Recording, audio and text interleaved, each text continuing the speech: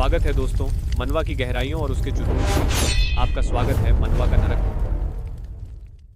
भीड़भाड़ वाले school track पर स्टूडेंट्स देख रहे थे जब रनर्स का एक ग्रुप जबरदस्त स्पीड से दौड़ पड़ा। उनके बीच एक स्टूडेंट ने इतनी शानदार स्विफ्टनेस दिखाई कि उसने तुरंत सबका अटेंशन अपनी ओर खींच लिया। जूजिंग ने एक ताकतवर स्टॉम्प के साथ फिनिश लाइन पार की, जिससे अनाउंसर ने उसका टाइम घोषित किया। स्पेक्टेटर्स उसकी एथलेटिक परफॉर्मेंस देखकर हैरान रह गए। ट्रैक के पास जमा लड़कियों की तरफ से एक्साइटेड चिल्लाहटें और एंथुजियास्टिक चीयर्स सुनाई देने लगे। उनकी आंखों में एडमिरेशन की चमक थी और वे उसे डिवोटेड फैंस की तरह बुला रही थीं। जैसे ही जूजिंग ने पानी पिया, उसका स्वेट से भीगा हुआ रूप सूरज की रोशनी में चमक उठा, जिससे उसे एक सिनेमैटिक ऑरा मिला। फैंस और भी जोर से चिल्लाने लगे और उसे इम्पॉसिबली हैंडसम बताने लगे। एक लड़की शर्मीले अंदाज में उसके पास आई और उसे एक हैंडकचीफ दिया। जूजिंग ने उसे थोड़ी हैरानी से देखा, फिर उसे थैंक यू कहा और उसे स्वीकार कर लिया। जैसे ही उसने चेहरा पोंछने के लिए हैंडकचीफ उठाया, वह लड़की भाग गई। उसका तोहफा लेने की खुशी से भरी वह लड़की चली गई और शू जिंग शांति से अपना चेहरा पोंछता रहा। तभी उसकी आंखों के सामने एक ट्रांसपेरेंट पैनल दिखाई दिया, जिसने उसे बताया कि उसका रनिंग एक्सपीरियंस 20 पॉइंट्स बढ़ गया है, जिससे उसका रनिंग स्किल लेवल 3 पर पहुंच गया है। उसने देखा कि पॉइंट्स हमेशा की तरह से थोड़े फास्ट बढ़ रहे थे। एक और नोटिफिकेशन आया जिसमें लिखा था कि उसके आसपास के लाउड चीयर्स की वजह से उसका चार्म 45 पॉइंट्स बढ़ गया है। शू जिंग ने बस अनोयंस में एक आह भरी, क्योंकि वह चार्म स्टैट को बेकार मानता था, चाहे वह कितनी भी जल्दी विकसित क्यों ना हो रहा हो। अचानक एक टेनिस बॉल रॉकेट की तरह हवा में आई और सीधे उसके चेहरे की ओर बढ़ी। लाइटनिंग फास्ट रिफ्लेक्सेस के साथ जूजिंग ने अपना हाथ उठाया और टकराने से पहले ही गेंद को बड़ी आसानी से पकड़ लिया। उसकी सतह से हल्का धुआं निकल रहा था, जो उसकी स्पीड और फ्रिक्शन का सबूत था। जब शूजिंग उस दिशा में मुड़ा जहां से गेंद आई थी, तो उसने दूर एक आकृति खड़ी देखी जो एक थ्रेटनिंग और प्रोवोकेटिव तरीके से मुस्कुरा रही थी। उसका दोस्त लाइजी घबराकर दौड़ता हुआ आया और पूछने लगा कि क्या हो रहा है। जब शूजिंग ने पूछा कि क्या वह उस हमलावर को पहचानता है, तो लेजी का चेहरा पीला पड़ गया। कांपते हुए उसने उस व्यक्ति ओर इशारा किया और बताया कि वह भाई यू ग्वांग है, जो स्कूल का टायरेंट है। वह चिंता में पड़ गया कि शूजिंग इतने डेंजरस इंसान से मुसीबत में क्यों पड़ गया। लाइजी ने तुरंत मान लिया कि इसका कारण कोई दूसरी लड़की होगी और उसने शू जिंग को सलाह दी कि वह कम से कम अपनी एक एडमायरा को स्वीकार कर ले, वरना पूरी दुनिया उसके खिलाफ हो जाएगी। शू जिंग ने हालांकि बस हैंडकचीफ को एक तरफ फेंक दिया और जवाब दिया कि उसे कोई इंटरेस्ट नहीं है, जिससे लेइजी उन सभी ब्रोज की ओर से जोर जोर से विरोध करने लगा जो दिलचस्पी रखते थे। बार यू ग्वांग की रेपुटेशन की चेतावनियों को अनसुना करते हुए शू जिंग यह कहकर जाने लगा कि वह एक्सरसाइज करने जा रहा है। लाइजी ने जोर दिया कि एक्सरसाइज करना बेकार है और उसे इसके बजाय मार्शल आर्ट्स सीखना चाहिए, लेकिन शू जिंग केवल शांत कॉन्फिडेंस के साथ मुस्कुराया। उसका मानना था कि उसकी स्थिति और उसकी एबिलिटीज दूसरों से बिल्कुल अलग थीं। कहानी एक महीने पहले की ओर चली गई, जब शू जिंग रहस्यमय तरीके से एक ऐसी दुनिया में आया था जो अर्थ जैसी दिखती थी, लेकिन साफ तौर पर अलग थी। उसके साथ वह अजीब ट्रांसपेरेंट पैनल भी आया था जो उसे स्ट्रेंथ, कॉन्स्टिट्यूशन और एजिलिटी में पॉइंट्स देता था जब भी वह फिजिकल एफर्ट करता था। उसे यह समझने में देर नहीं लगी कि इस दुनिया में मेहनत का सीधा रिवॉर्ड मिलता है। आर्चरी प्रैक्टिस के दौरान भी उसका हर तीर परफेक्ट एक्यूरेसी के साथ टारगेट पर लगता था, जिससे उसका यह विश्वास पक्का हो गया कि कड़ी मेहनत कभी बेकार नहीं जाती। उसने जल्द ही जान लिया कि लगातार ट्रेनिंग करके वह स्पेशल स्किल्स को एक्टिवेट कर सकता है। एक मौके पर उसकी आंखें नीली चमकने लगीं जब पैनल ने उसके फर्स्ट लेवल मार्क्समैनशिप स्किल के एक्टिवेशन की घोषणा की। लेकिन रोजाना की ट्रेनिंग से मिलने वाले जबरदस्त फायदों के बावजूद शरीर पर इसका बहुत एग्जॉस्टिंग असर पड़ता था। उसकी सोच उसके खाली पेट की ग्राउल की आवाज से टूट गई। जब उसने अपना रेफ्रिजरेटर खोला तो अंदर कुछ नहीं था। यह देखकर वह फ्रस्ट्रेटेड हो गया। अपनी मस्कुलर एथलेटिक बिल्ड को छिपाने के लिए एक शर्ट पहनकर और खुद को यह याद दिलाते हुए कि वह सिर्फ दिखावे के लिए ट्रेन नहीं करता, वह रात में बाहर निकल गया।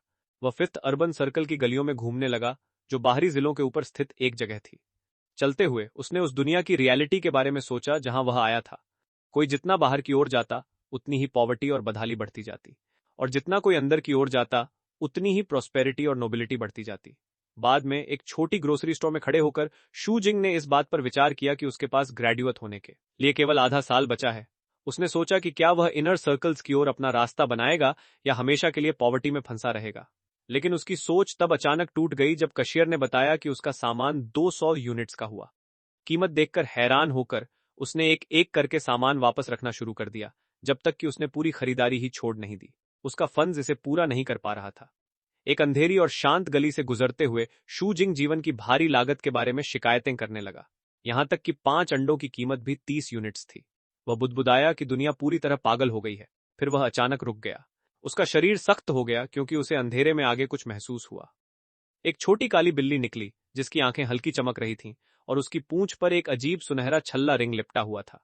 उसने धीमी म्याऊं की और शूजिंग ने सोचा कि वह बस एक और स्ट्रे कैट है, लेकिन बिल्ली अचानक एक तरफ गिर गई और बिल्कुल मोशनलेस हो गई। शूजिंग ने अपनी आंखें सिकोड़ी। उसे शक हुआ कि शायद वह कोई चाल चल रही है। जब वह उसे करीब से देखने के लिए नीचे झुका तो उसने देखा कि उसके बाल घावों से भरे हुए थे, जिससे लगा कि वह अभी अभी एक ब्रूटल लड़ाई हार कर आई है। वह खुद से बुदबुदाने लगा कि क्या स्ट्रे कैट्स की दुनिया वाकई इतनी क्रूर हो सकती है। फिर वह जम गया। उसने एक आवाज सुनी थी। उसकी आवाज साफ तौर पर उसके दिमाग में। उसकी आंखें हैरानी से फैल गईं जब उसने सोचा कि क्या बिल्ली अभी उससे बात कर रही थी। स्थिति को समझने की कोशिश करते हुए उसने सावधानी से बिल्ली की पूंछ पर मौजूद गोल्डन रिंग की ओर हाथ बढ़ाया। जैसे ही उसकी उंगलियों ने उसे छुआ, ट्रांसपेरेंट सिस्टम पैनल एक नए अनाउंसमेंट के साथ दिखाई दिया। Divine material detected, beginning divinity absorption. शूजिंग झटके में देखता रह गया। वह ऐसे शब्द के आने के लिए बिल्कुल तैयार नहीं था। अर्थ स्टार नाम का यह ग्रह चूजियर नाम की दुनिया का हिस्सा था। 287 साल पहले एक ऐसी घटना घटी थी जिसने अस्तित्व की नींव हिला दी थी, द डेथ ऑफ गॉड। उस भयानक दिन एक विशाल आकाशीय चीज दिखाई दी जो जबरदस्त चमक के साथ आसमान में टूटकर गिरी। ग्रह की सतह पर खड़े हर इंसान ने उस शानदार और डरावने दृश्य को देखा।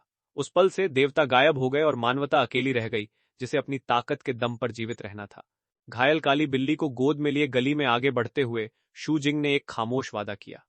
उसने खुद से वादा किया कि वह बिना थके काम करेगा, तब तक ट्रेनिंग करेगा जब तक वह खुद गौधुत तक न पहुंच जाए।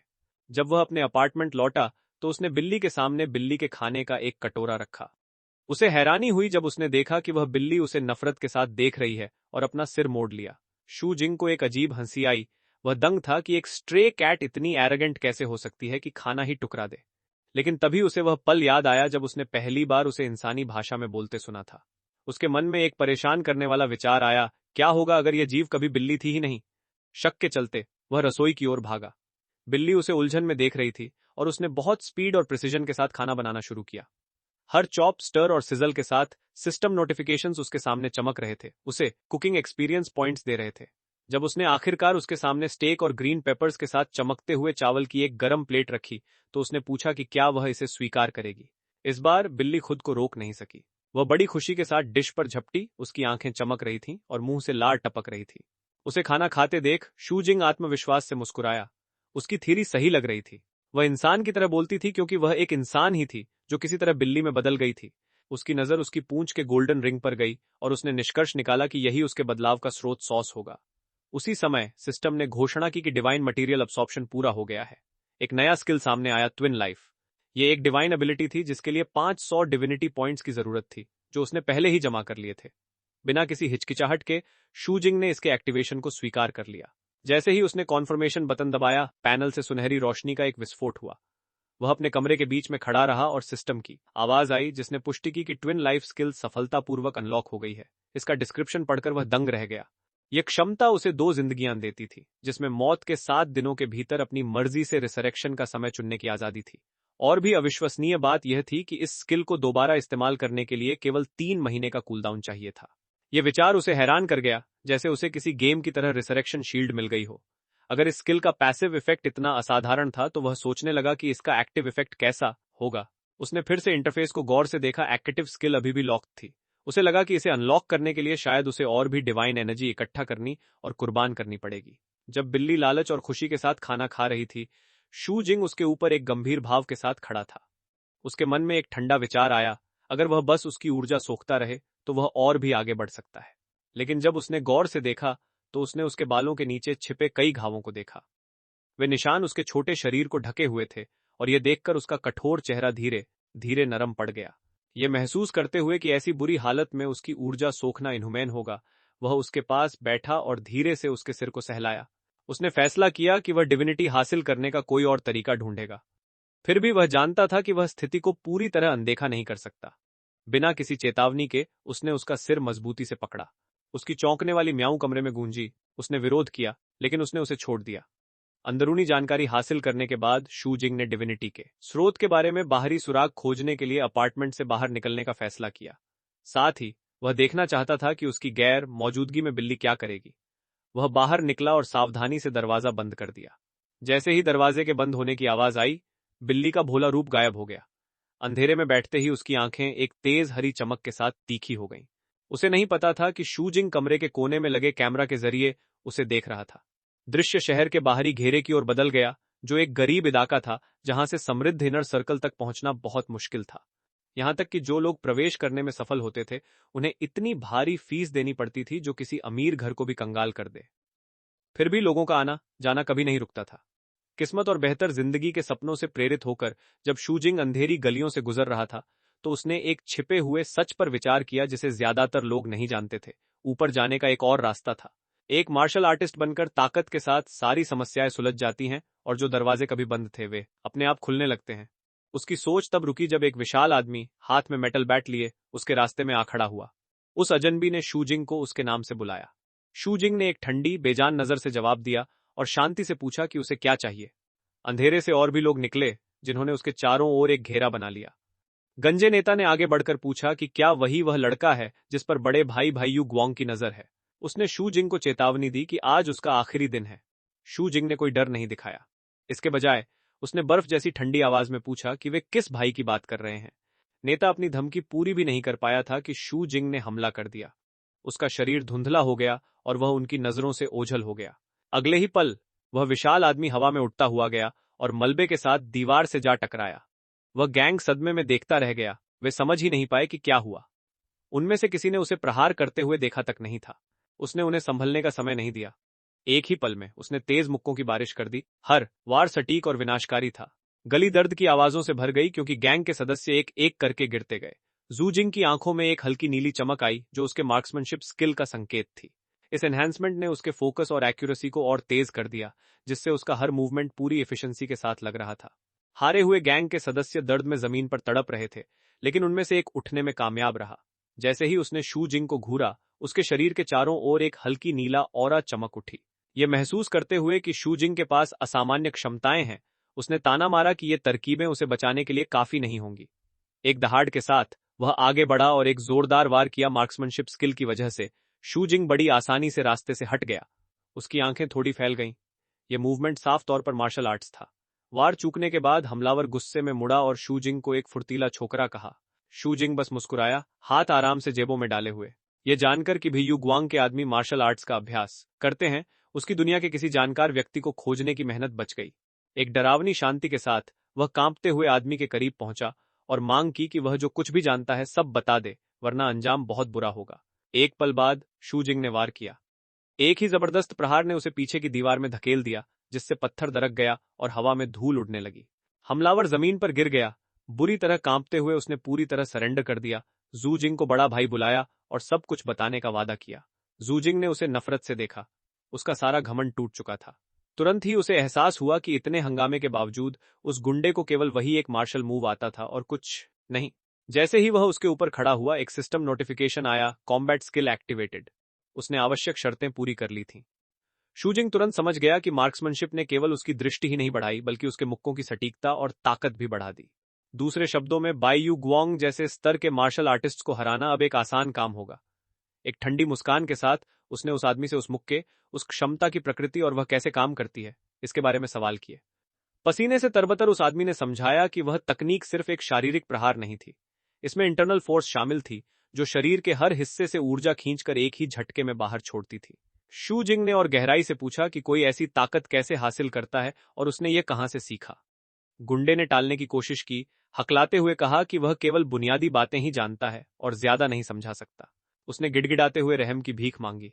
शू जिंग ने उसे कॉलर से पकड़ा और जमीन से थोड़ा ऊपर उठाया और उसके पीड़ित बनने के नाटक का मजाक उड़ाया। उसने उसे उन अफवाहों की याद दिलाई, धूम्रपान, शराब, लोगों को पीटना, यहां तक कि हत्या और आगजनी की कहानियां। उसने सवाल किया कि इतनी डरावनी रेपुटेशन वाला कोई व्यक्ति इतनी जल्दी कैसे हार मान सकता है। रोते हुए उस आदमी ने कबूल किया कि वे सारी कहानियां झूठ थीं। उसने स्कूल में खुद को डरावना दिखाने के लिए ये अफवाहें खुद फैलाई थीं, ताकि दूसरे उसे परेशान न करें।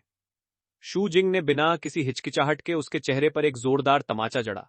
उसकी आवाज सख्त हो गई और उसने चेतावनी दी कि अगर वह आज मिले सबक को कभी भूल गया तो वह हर बार उसे पीटेगा। फिर उसने एक सख्त आदेश दिया, उस आदमी को अपने साथियों को परेशान करने के बारे में एक पूरा माफीनामा लिखना होगा और उसे पूरी क्लास के सामने 10 बार जोर से पढ़ना होगा। अगली सुबह उसे यह सुनिश्चित करना था कि उसके साथियों में से कोई इसका वीडियो रिकॉर्ड करे, ताकि शू जिंग उसकी आज्ञाकारी होने की पुष्टि कर सके। अपमानित और डरा हुआ वह आदमी तुरंत मान गया, अपने कान पकड़कर फिर न पीटने की भीख मांगने लगा। शू जिंग ने उसे अनदेखा किया और पास पड़ा एक फोन उठाया जिसकी स्क्रीन पर एक पता दिख रहा था, एक दोजो। उसने फैसला किया कि एक डरपोक इंसान जो मुश्किल से बुनियादी बातें समझता है, उस पर निर्भर रहने के बजाय सीधे मास्टर से मिलना ज्यादा फायदेमंद होगा। नेविगेशन के निर्देशों का पालन करते हुए वह शहर के इनर रिंग की ओर बढ़ा, जहां इमारतें ऊंची थीं और माहौल और भी सभ्य था। रास्ते में उसके सामने तेजी से सिस्टम नोटिफिकेशंस आने लगे। Physical fitness, marksmanship, health preservation और कॉम्बैट स्किल आवश्यक शर्तें पूरी होने के बाद आगे बढ़ रहे थे। जू जिंग ने हैरानी और संतुष्टि के साथ महसूस किया कि एक साधारण लड़ाई लड़ने से उसे जिम में 1 घंटे की कड़ी मेहनत से कहीं ज्यादा प्रोग्रेस मिली है। उसकी फिटनेस आमतौर पर केवल कुछ 100 पॉइंट्स बढ़ती थी, लेकिन इस लड़ाई ने बहुत अधिक परिणाम दिए थे। जल्द ही वह गोल्डन विंड दोजो के दरवाजों के सामने पहुंच गया। उसे फिर से एक छोटा सा एक्साइटमेंट महसूस हुआ।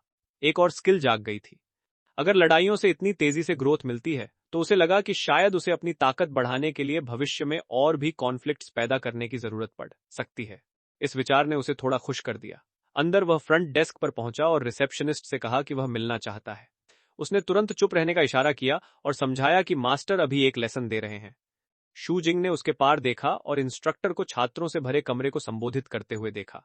मास्टर समझा रहे थे कि तथाकथित ब्रीदिंग मेथड शरीर में की को पूरी तरह प्रवाहित किए बिना इंटरनल फोर्स को सक्रिय करने की बुनियादी तकनीक है। इसके बिना कोई भी खुद को मार्शल आर्ट्स में बिगिनर भी नहीं मान सकता। शू जिंग की आंखें चमक उठीं। यह ठीक उसी तरह का बुनियादी ज्ञान था जिसकी वह तलाश कर रहा था। वह रिसेप्शनिस्ट की ओर झुका और धीरे से पूछा कि क्या वह लेसन में शामिल हो सकता है। उसके स्ट्राइकिंग अपीयरेंस को देखकर वह लड़की शर्मा गई। उसने हाँ कर दी, लेकिन उसे धीरे से चेतावनी दी कि वह खुद पर ज्यादा दबाव न डाले। जब उसने उसे थैंक यू कहा और आगे बढ़ा, एक सिस्टम नोटिफिकेशन आया, चाम 30। उसने एक ट्रेनिंग कुशन पर अपनी जगह ली, जबकि मास्टर ने स्टूडेंट्स को अपनी कॉ मसल्स को सख्त करने, डीप इनहेल करने और तब तक सांस लेते रहने का निर्देश दिया जब तक कि वे और हवा न ले सकें। हालांकि मास्टर का चेहरा शांत था, लेकिन उन्हें मन ही मन शक था कि यह न्यूकमर अपनी फर्स्ट अटेम्प्ट में सफल हो पाएगा। दूसरी ओर रिसेप्शनिस्ट लड़की चिंता से देख रही थी, यह सोचते हुए कि उसे जल्द ही प्रॉमिसिंग स्टूडेंट्स ढूंढने होंगे, वरना उसकी जॉब छूट सकती है। उनके चारों ओर ट्रेनीज के चेहरों पर एग्जॉस्शन साफ दिख रही थी। उनके गाल क्रिम्सन लाल हो गए थे, शरीर खींच रहा था और वे अपने क्लेंच्ड टीथ भींचे हुए दांतों से सेकंड गिन रहे थे। अंत में वह स्टूडेंट जिस पर मास्टर को सबसे ज्यादा भरोसा था, क्यू चेंगयुअन, अब और सहन नहीं कर सका। उसने जोर से एक्सहेल किया, सांस के लिए हांफने लगा और एक्सरसाइज में फेल हो गया। लड़की का चेहरा निराशा से लटक गया। लड़की ने मास्टर से माफी मांगी और वादा किया कि वह कुछ ही दिनों में उनके लिए एक सूटेबल स्टूडेंट ढूंढ लेगी। लेकिन मास्टर ने अचानक उसे टोक दिया। हैरानी से शू जिंग की ओर इशारा करते हुए उसे चुप रहने को कहा। उन्होंने अभी महसूस किया था कि वह लड़का अभी भी अपनी सांस रोके हुए था और बिना डगमगाए एक्सरसाइज जारी रखे हुए था। मास्टर के लिए यह शॉकिंग था। यह ब्रीदिंग मेथड सरल दिख सकती थी, लेकिन यह बहुत डिमांडिंग थी। इसके लिए फेफड़ों में ऑक्सीजन की भारी मात्रा की आवश्यकता थी और कम लंग कैपेसिटी वाला कोई भी व्यक्ति इसे सहन नहीं कर सकता था। जैसे ही उन्होंने शू जिंग को देखा, मास्टर ने कल्पना की कि लड़के के शरीर के अंदर ट्रू कई का प्रवाह इतनी तेजी से फैल रहा है कि ऐसा लग रहा था जैसे वह उसके अंदर से फट जाएगा। आखिरकार मास्टर ने घोषणा की कि अलॉटेड टाइम समाप्त हो गया है। शू जिंग ने एक शक्तिशाली एक्सेलेशन के साथ सांस छोड़ी। ठीक उसी समय उसके सामने एक सिस्टम नोटिफिकेशन आया जिसने इंटरनल फोर्स स्किल के सफल एक्टिवेशन की पुष्टि की। मास्टर तुरंत उसके पास भागे और पूछा कि वह कैसा महसूस कर रहा है, जबकि लड़की यह देखने के लिए उसके पास दौड़ी कि कहीं उसे पेन या डिस्कम्फर्ट तो नहीं हो रहा है। जूजिंग ने अपनी आंखें खोलीं और अपने शरीर से उठती हुई हल्की स्टीम को देखा।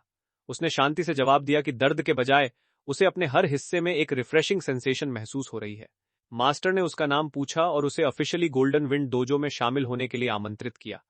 लड़की उत्सुकता से उसका हाथ पकड़कर खड़ी हो गई। उसकी आंखें उम्मीद से चमक रही थीं और वह बेताबी से उसके जवाब का इंतजार कर रही थी। इससे पहले कि वह जवाब दे पाता, डोजो की एक खिड़की बुरी तरह टूट गई। कांच के टुकड़े अंदर की ओर बिखरे और एक मॉन्स्ट्रस शैडो उस छेद से अंदर घुसी। उसकी आंखें एक भयानक ब्लड रेड लाइट से चमक रही थीं। पूरे हॉल में चीखें गूंज उठीं क्योंकि वह जीव, जो एक विशाल म्यूटेटेड इंसेक्ट जैसा लग रहा था, एक स्टूडेंट पर झपटा। उसने अपने फैंग्स पूरी ताकत से उसमें गड़ा दिए। चमकते हुए फर्श पर खून फैल गया और छात्रों की चीखें सन्नाटे को चीरने लगीं। हर कोई डर के मारे जम गया। शू जिंग उस जीव को घूरता रहा, यह समझने की कोशिश करते हुए कि वह क्या है। मास्टर ने होश में आते ही चिल्लाकर सबको तुरंत इवैक्यूएट करने और भीड़ न लगाने को कहा, अगर उन्हें अपनी जान प्यारी है। मैनेजर जैंग, वही लड़की जिसने पहले अपना परिचय दिया था, उसने निर्देशानुसार स्थिति संभालने और डरे हुए छात्रों को बाहर निकालने की कोशिश की, लेकिन उस मॉन्स्टर ने उसे मौका नहीं दिया। उसकी ब्लड रेड नजर उस पर जम गई और वह भयानक स्पीड के साथ उसकी ओर झपटा, जिससे उसे मजबूरी में एक डिफेंसिव स्टैंस लेना पड़ा। उस नाजुक मोड पर शू जिंग बीच में आया। लाइटनिंग फास्ट रिफ्लेक्सेस के साथ उसने उसे पकड़ा और मॉन्स्टर के हमले के रास्ते से दूर खींच लिया। वे बड़ी मुश्किल से उस जानलेवा हमले से बचे। वे दोनों फर्श पर गिर पड़े, जिसमें शू जिंग प्रोटेक्टिव स्टैंस में उसके ऊपर था। लड़की का चेहरा शर्म और राहत से लाल हो रहा था। उसने मन ही मन उसे सॉफ्टली थैंक यू कहा और वह चाहती थी कि वह पल थोड़ा और लंबा चले। जैसे ही उसने उसे देखा, शूजिंग के सामने एक और सिस्टम नोटिफिकेशन आया, जिससे उसे 20 अतिरिक्त चार्म पॉइंट्स मिले। शूजिंग खड़ा हुआ और उसकी नजर उस मॉन्स्टर पर गई। उसने इंटरनल फोर्स के बारे में बयुगवोंग की बात याद की, शरीर के हर हिस्से से ऊर्जा इकट्ठा करना और उसे एक ही झटके में बाहर छोड़ना। उसने फैसला किया कि जो उसने अभी सीखा है, उसे परखने का यह परफेक्ट अपॉर्चुनिटी है। जैसे ही उसने अपनी एनर्जी चार्ज की, उसके हाथ के चारों ओर एक चमकदार सुनहरी रोशनी दिखने लगी। मॉन्स्टर एक बार फिर उसकी ओर बढ़ा, भयानक स्पीड से हवा को चीरते हुए। शू जिंग ने सीधे हमले का सामना किया। उसका मुक्का जबरदस्त ताकत के साथ लगा, जिससे पूरा हॉल एक गरजती हुई आवाज से हिल गया। शू जिंग को थोड़ी चिड़चिड़ाहट महसूस हुई जब उसे याद आया कि कॉकरोच अपने वजन से कई गुना ज्यादा दबाव झेल सकते हैं। यह साफ हो गया कि केवल ब्रूथ स्ट्रेंथ काफी नहीं होगी। उसने निष्कर्ष निकाला कि उसे अपनी पूरी ताकत को एक प्रिसाइज पॉइंट पर केंद्रित करना होगा ताकि वह मॉन्स्टर के डिफेंसेस को भेद सके। इंच फोर्स स्किल का उपयोग करते हुए उसने पूरी सटीकता के साथ एक केंद्रित प्रहार किया। ऊर्जा की एक तेज लहर उस जीव के पार निकल गई, जो सब कुछ चीरती हुई निकल गई। वह मॉन्स्टर बेजान होकर गिर पड़ा। शू जिंग ने अपने कपड़े झाड़े और ठंडे अंदाज में कहा कि यह जितना दिख रहा था उससे कहीं ज्यादा कमजोर था। लड़की उसे बड़ी और एडमायरिंग आंखों से देख रही थी, उसे इनक्रेडिबल कह रही थी, जबकि मास्टर सुन्न खड़े थे। वे समझ नहीं पा रहे थे कि इस लड़के ने की एनर्जी पर काबू कैसे पाया और बिना शरीर को नुकसान पहुंचाए इतनी जबरदस्त ताकत कैसे छोड़ दी। लेकिन तभी वह मॉन्स्टर थोड़ा हिला। वह एक भयानक फुफकार के साथ फिर से उठ खड़ा हुआ। मरने से इनकार करते हुए देखकर शू जिंग ने खुद को तैयार किया और उस जीव से कहा कि चाहे वह कितनी भी बार खड़ा हो जाए, परिणाम नहीं बदलेगा। जैसे ही उसने अपनी एनर्जी इकट्ठी की, उसने अचानक मॉन्स्टर के मुंह से खून टपकते देखा। वह बुरी तरह खांसने लगा। जिंग ये अचानक दृश्य देखकर चौंक गया। इससे पहले कि वह कुछ कर पाता, वह जीव भयानक स्पीड के साथ उसकी ओर झपटा। तभी उसे एहसास हुआ कि उसने अपनी वर्तमान ताकत को जरूरत से ज्यादा आंक लिया था। वह एक और सीधे हमले को बर्दाश्त नहीं कर पाएगा। लेकिन इससे पहले कि मॉन्स्टर उस तक पहुंचता, उसका शरीर तुरंत खून के टुकड़ों में बिखर गया। शू जिंग वहीं खड़ा रह गया, यह देखकर दंग कि वह जीव एक ही वार में खत्म हो गया। जैसे ही धुआं छंटा, एक सिल्वर हेड चांदी जैसे बालों वाली महिला सामने आई, जो मॉन्स्टर के अवशेषों पर खड़ी थी। उसने एक स्लीक एडवांस्ड कॉम्बैट सूट पहना था और उससे एक ठंडा अथॉरिटी झलक रहा था। जू जिंग उसे घूरता रहा, यह समझने की कोशिश करते हुए कि अभी क्या हुआ। उस महिला ने अपना परिचय वॉइड ब्लेड के रूप में दिया, जो व्हाइट रेवन यूनिट के स्क्वाड 838 की लीडर थी, और सभी फालतू लोगों को तुरंत इवैक्यूएट करने का आदेश दिया। शू जिंग उसे ध्यान से देखता रहा, उस स्क्वाड की प्रकृति को समझने की कोशिश करते हुए, जिसके बारे में उसने कभी नहीं सुना था। उसने सोचा कि क्या इसके सभी सदस्य इस महिला की तरह भयानक रूप से शक्तिशाली हैं, जिसने कॉकरोच मॉन्स्टर को एक ही आसान वार में खत्म कर दिया। इस बीच वॉइड ब्लेड ने भी उसे उतनी ही गहराई से देखा। वह हैरान थी कि 17-18 साल का दिखने वाला लड़का अपने नंगे हाथों से उस मॉन्स्टर को इतना घायल करने में कामयाब रहा। वॉइड ब्लेड के हाव भाव अचानक बदल गए। उसके गालों पर हल्की लाली आ गई जब उसने महसूस किया कि जू जिंग कितना स्ट्राइकिंगली हैंडसम है। मन ही मन उसने फैसला किया कि वह उसे रिक्रूट करने का कोई ना कोई रास्ता खोज लेगी। एक रहस्यमयी माहौल बनाए रखते हुए वह करीब आई और उसे एक छोटा कार्ड दिया। उसने उसे तय समय पर आने को कहा, रविवार दोपहर 5 बजे। उस पर लिखे पते पर उसने वादा किया कि अगर वह आया तो वह सब कुछ समझाएगी जो वह जानना चाहता है। शू जिंग ने खामोशी से उस कार्ड को देखा। उसकी सतह पर किंगचंग लाइब्रेरी 7 फ्लोर साफ साफ छपा था। इस बीच मैनेजर जांग दौड़कर उसके पास आई, चिंता में उसे देख रही थी और उसे घर या हॉस्पिटल ले जाने की पेशकश की ताकि यह पक्का हो सके कि वह सुरक्षित है। शू जिंग ने उसे बार बार आश्वासन दिया कि वह बिल्कुल ठीक है और उसकी चिंता के लिए उसे थैंक यू कहा। दोजो छोड़ने से पहले मैनेजर जेंग ने उसे जाते हुए देखा। उसकी आंखों में साफ तौर पर एडमिरेशन था और उसने उसे अगले दिन वापस आने को कहा। बूढ़े मास्टर ने एक लंबी सांस ली, यह महसूस करते हुए कि उनके जैसा छोटा दोजो शायद ही कभी उसके जैसे व्यक्ति को रोक पाएगा, जो उनकी इस छोटी सी जगह के लिए बहुत शक्तिशाली एक ड्रैगन था। वह लड़की, जो अभी भी एक्साइटमेंट से कांप रही थी, शू जिंग को जाते हुए देख रही थी। मास्टर ने दबी आवाज में हैरानी जताई कि कैसे उस लड़के ने की एनर्जी के साथ अपने पहले ही संपर्क में इतनी जबरदस्त ताकत दिखाई। वापसी के रास्ते में शू जिंग की आंखों के सामने सिस्टम नोटिफिकेशंस तैरने लगे, जो बता रहे थे कि उसे फिटनेस और हेल्थ प्रिजर्वेशन में बहुत एक्सपीरियंस पॉइंट्स मिले हैं, साथ ही चार्म में भी भारी बढ़ोतरी हुई है। इंच फोर्स स्किल भी सफलतापूर्वक एक्टिवेट हो गई थी। सिस्टम ने समझाया कि यह तकनीक की एनर्जी को एक ही बिंदु पर इकट्ठा करने और उसे कम से कम दूरी में तुरंत एक्सेलरेट करने पर निर्भर करती है, जिससे प्रहार सबसे कठिन डिफेंसेस को भी भेद सकता है। जू जिंग को उस एहसास को फिर से महसूस करने की तीव्र इच्छा हुई। सहज रूप से उसने चलते चलते अपनी मुट्ठी में एनर्जी चैनल करना शुरू किया, लेकिन फिर उसे मास्टर की चेतावनी याद आई। के का लापरवाही से इस्तेमाल मौत का कारण बन सकता है। अनिच्छा से उसने रुकने और रात भर आराम करने का फैसला किया और उस पते की जांच को सुबह तक के लिए टाल दिया। जैसे ही वह अंधेरी गलियों से गुजरा, उसका ध्यान व्हाइट रेवन स्क्वाड और उस मॉन्स्ट्रस कॉकरोच मैन की ओर गया। उसने सोचा कि यह दुनिया उससे कितने राज छिपा रही है और उसने वीकेंड पर उस पते पर जाने का फैसला किया। जब वह अपने अपार्टमेंट पहुंचा और अंदर कदम रखा तो उसने अपना फोन चेक किया और जम गया। स्क्रीन पर उसकी बिल्ली का उसका कंप्यूटर इस्तेमाल करते हुए लाइव फुटेज दिख रहा था। वह एक सख्त और बेजान चेहरे के साथ उसके सामने खड़ा हो गया और उससे पूछा कि वह उसके डिवाइस के साथ क्या कर रही है। बिल्ली ने निर्दोष बनने की कोशिश की, एक धीमी और बेचारी सी म्याऊं की, जबकि वह घबराहट में पसीना पसीना हो रही थी। शूजिंग ने केवल एक शांत और डरावनी मुस्कान के साथ जवाब दिया। उसने पूछताछ को सुबह तक टालने का फैसला किया, फिलहाल उसकी संदिग्ध हरकत को नजरअंदाज करना ही बेहतर समझा। आखिरकार वह अपने बिस्तर पर गिर गया और एक गहरी भारी नींद में सो गया। इस बीच बिल्ली ने शूजिंग पर खून की हल्की गंध महसूस की। वह बेचैन हो गई, यह सोचते हुए कि क्या वह किसी लड़ाई में फंस गया है।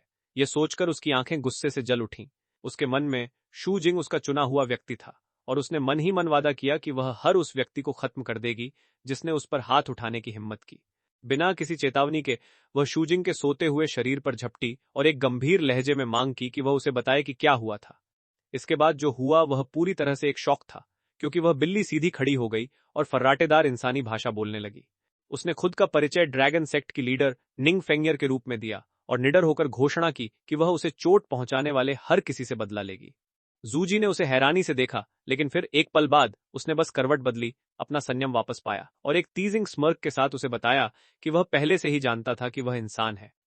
इसके बाद वह वापस सो गया, उसके गुस्से भरे चिल्लाने को नजरअंदाज करते हुए जब वह मांग कर रही थी कि वह उसकी बातों को सीरियसली ले। अगली सुबह शूजिंग पूरी तरह जागा। वह तरोताजा और हाई स्पिरिट्स में था। जब उसने ब्रेकफास्ट किया तो बिल्ली भी उसके साथ शामिल हुई, अपनी प्लेट से खाना खाते हुए। उसकी स्वस्थ स्थिति और स्थिर हलचल से उसने जल्दी ही यह निष्कर्ष निकाला कि उसे पीटा नहीं गया था, बल्कि वह वही था जिसने अपने सामने आए किसी भी दुश्मन को हराया था। जब उसने उससे सवाल किया तो उसने इसकी पुष्टि की, शांति से। उसने हैरानी जताते हुए कहा कि उसने पहले कभी शहर में मॉन्स्टर्स के घुसने के बारे में नहीं सुना था। शूजिंग ने हाथ बढ़ाकर धीरे से उसका सिर सहलाया और उसकी चिंता करने के लिए उसे थैंक यू कहा। उसने उसे न कहकर बुलाया, बड़े प्यार से। उसका चेहरा शर्म से लाल हो गया और उसने तुरंत विरोध किया, इस बात पर जोर देते हुए कि वह उसे ठीक से लीडर कहकर बुलाए। शूजिंग केवल हंसा और व्यंग्यात्मक रूप से उसे लीडर नहीं बुलाने के लिए सहमत हो गया, लेकिन फिर वह गंभीर हो गया। अपना फोन ऊपर उठाते हुए उसने मांग की कि वह बताए कि वह वास्तव में उसके कंप्यूटर के साथ क्या कर रही थी, क्योंकि अब उसके पास बोलने की क्षमता थी। बिल्ली खाते खाते बीच में ही जम गई। उसकी आंखें फैल गईं जैसे कि वह किसी अपराध के बीच में पकड़ी गई हो। बिल्ली ने अपनी सफाई देने की कोशिश की, यह समझाते हुए कि उसकी पूंछ पर मौजूद अंगूठी को कटैले रिंग कहा जाता है, जो एक प्रकार का डिवाइन रेलिक है। उसने दावा किया कि वह केवल इसके बारे में जानकारी ढूंढ रही थी। शूजिंग शांति से उसके पास गया, उसकी पूंछ पकड़ी और अंगूठी की बारीकी से जांच करने के लिए उसे ऊपर उठाया। जब वह इसकी जांच कर रहा था तो बिल्ली घबराहट में चिल्लाई। जैसे ही उसने उस अजीब चीज का अध्ययन किया, शूजिंग को इतिहास का एक पुराना टुकड़ा याद आया। अतीत में ईश्वर की मृत्यु हो गई थी और तब से दुनिया भर में सुनहरे प्रकाश के बिखरे हुए कण, गॉड्स रेलिक्स दिखाई देने लगे थे।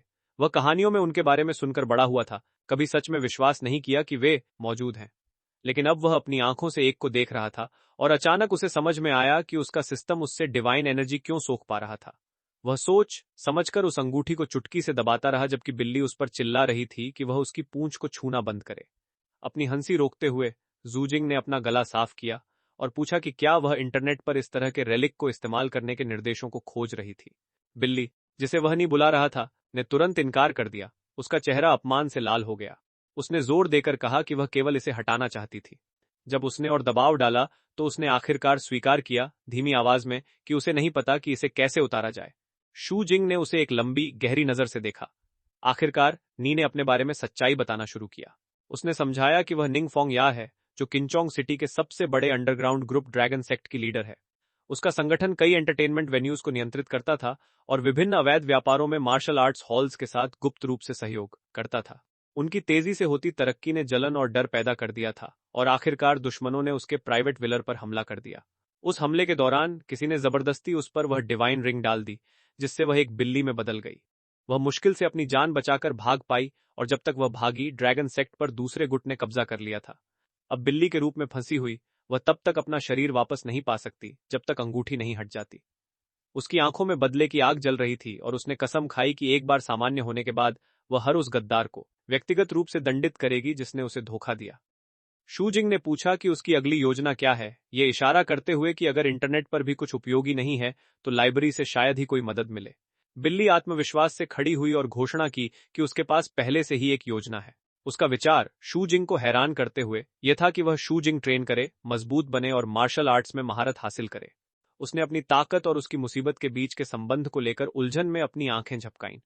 उसने समझाया कि सच्ची ताकत बड़े संगठनों का ध्यान अपनी ओर खींचेगी। वे समूह अक्सर प्रॉमिसिंग टैलेंट्स को रिक्रूट करते हैं और उनके बीच ऐसे व्यक्ति हो सकते हैं जिनके पास अन्य डिवाइन रेलिक्स हों। अगर वह ऐसे सर्किलों में घुसपैठ कर सके तो उसे अंगूठी हटाने का कोई तरीका मिल सकता है।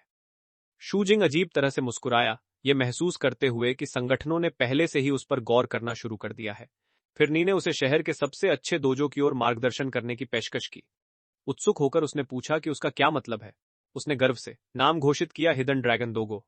नाम सुनते ही उसकी यादें ताजा हो गईं। शूजिंग को याद आया कि अतीत में उसने इसे सर्च किया था जब वह लड़ना सीखना चाहता था। कीमतें अविश्वसनीय रूप से ऊंची थीं और रिव्यूज तो और भी खराब थे। कई लोगों ने इसे पूरी तरह से एक स्कैम बताया था, जहां तथाकथित मास्टर्स शायद ही कभी दिखाई देते थे। जूजिंग ने नेर को दोजो के बारे में नकारात्मक ऑनलाइन कमेंट्स दिखाए। स्क्रीन पूर्व छात्रों की शिकायतों से भरी थी, जिन्होंने दावा किया था कि उन्हें नजरअंदाज किया गया और उनके पैसे ठगे गए। नेर ने मजाक उड़ाते हुए इन सबको खारिज कर दिया। उसने कहा कि जिन लोगों ने वे रिव्यूज लिखे थे वे कमजोर लोग थे जो असली कठिनाई को सहन नहीं कर सकते थे, और जोर देकर कहा कि सच्चे मार्शल आर्टिस्ट्स के बीच उस दोजो का बहुत सम्मान था। जब शूजिंग ने उससे पूछा कि कोई ऐसी जगह में कैसे प्रवेश करता है तो उसने सहजता से समझाया कि सही तरीका दोजो पर धावा बोलना है। उसने कहा कि यह इस दुनिया में एक लंबे समय से चली आ रही परंपरा है। शूजिंग तुरंत चिंतित हो गया कि चीजें तोड़ने से उसे बाहर निकाल दिया जाएगा, लेकिन नेरे ने उसे तिरस्कार के साथ देखा। उसने स्पष्ट किया कि स्टॉर्मिंग अ दोजो उनके लिए जॉब इंटरव्यू का ही एक तरीका है। फिर उसने मार्शल आर्ट्स स्कूल्स के पदानुक्रम के बारे में बताया। पैसे देने वाले छात्र सबसे नीचे होते हैं और टैलेंटेड रिक्रूट्स उनके ऊपर, और सबसे ऊपर वे लोग होते हैं जिनमें दोजो पर धावा बोलने की हिम्मत होती है। उसने कहा कि बिना क्षमता के पैसे का कोई मतलब नहीं है। जो वास्तव में मायने रखता है वह है मेंटालिटी, एक अटूट फाइटिंग स्पिरिट। इसी कारण से स्टॉर्मिंग द दोजो को किसी के संकल्प का अंतिम प्रमाण माना जाता है। जाने से पहले नेरे ने उसे बताया कि उसे अगले दिन अकेले जाना होगा क्योंकि उसे अन्य मामलों को देखना है। फिर वह बिना एक शब्द कहे खिड़की से बाहर निकल गई। अगली सुबह शूजिंग हिडन ड्रैगन दोजो पहुंचा। एक छात्र ने गर्मजोशी भरी मुस्कान के साथ उसका स्वागत किया और शूजिंग ने दोस्ती के लिए हाथ बढ़ाया। इसके बजाय उस छात्र ने आश्चर्यजनक ताकत के साथ उसका हाथ दबाया, तुरंत यह महसूस करते हुए कि यह एक टेस्ट है। जूजिंग ने अपनी ट्रू की पर ध्यान केंद्रित किया, अपनी पकड़ तब तक मजबूत की जब तक कि वह छात्र चिल्लाने नहीं लगा और रुकने की भीख मांगने लगा। एक अन्य छात्र हंस पड़ा, यह समझाते हुए तनाव कम करने की कोशिश की कि घायल लड़का नए लोगों को चुनौती देने का शौकीन है और हमेशा हार जाता है। बाकी छात्रों ने अपने हारे हुए साथी का खुलकर मजाक उड़ाया। इससे पहले कि माहौल शांत हो पाता, पूरे हॉल में सुगबुगाहट फैल गई। आवाजें आने लगीं कि ओल्ड मास्टर और उनके डायरेक्ट डिसाइपल्स आ गए हैं। एक सम्मानित समूह कमरे में दाखिल हुआ, जिसके केंद्र में एक व्हीलचेयर पर बैठा एक बुजुर्ग आदमी था और उसकी गोद में एक काली बिल्ली शांति से बैठी थी। उसके पीछे दोजो के सबसे मजबूत योद्धा खड़े थे। छात्र आपस में फुसफुसा रहे थे, इस बात को लेकर उलझन में कि इतने सारे हाई रैंकिंग फिगर्स एक साथ क्यों आ गए हैं और क्या कुछ गंभीर हो रहा है। जूजिंग ने बूढ़े आदमी की गोद में बैठी काली बिल्ली को झटके से देखा। वह नैर थी। उसने मन ही मन सोचा कि वह वहां क्या कर रही है। मास्टर ने शांति बनाए रखने को कहा और जूजिंग पर अपनी तीखी, भेदने वाली नजर डाली। उन्होंने पूछा कि क्या वही वह लड़का है जो दोजो पर धावा बोलने आया है। शूजिंग ने महसूस किया कि उस जगह का ऑरा ऐसा था जिसे कम नहीं आंका जा सकता। इस बीच नेरे उसे आत्मविश्वास से देख रही थी, जैसे कि उसे डगमगाने की चुनौती दे रही हो। मास्टर मिंग बोंग ने एक छिपे हुए अर्थ वाली मुस्कान दी। उन्होंने कहा कि बहुत समय हो गया है जब किसी ने इतनी साहसी चुनौती देने की कोशिश की हो।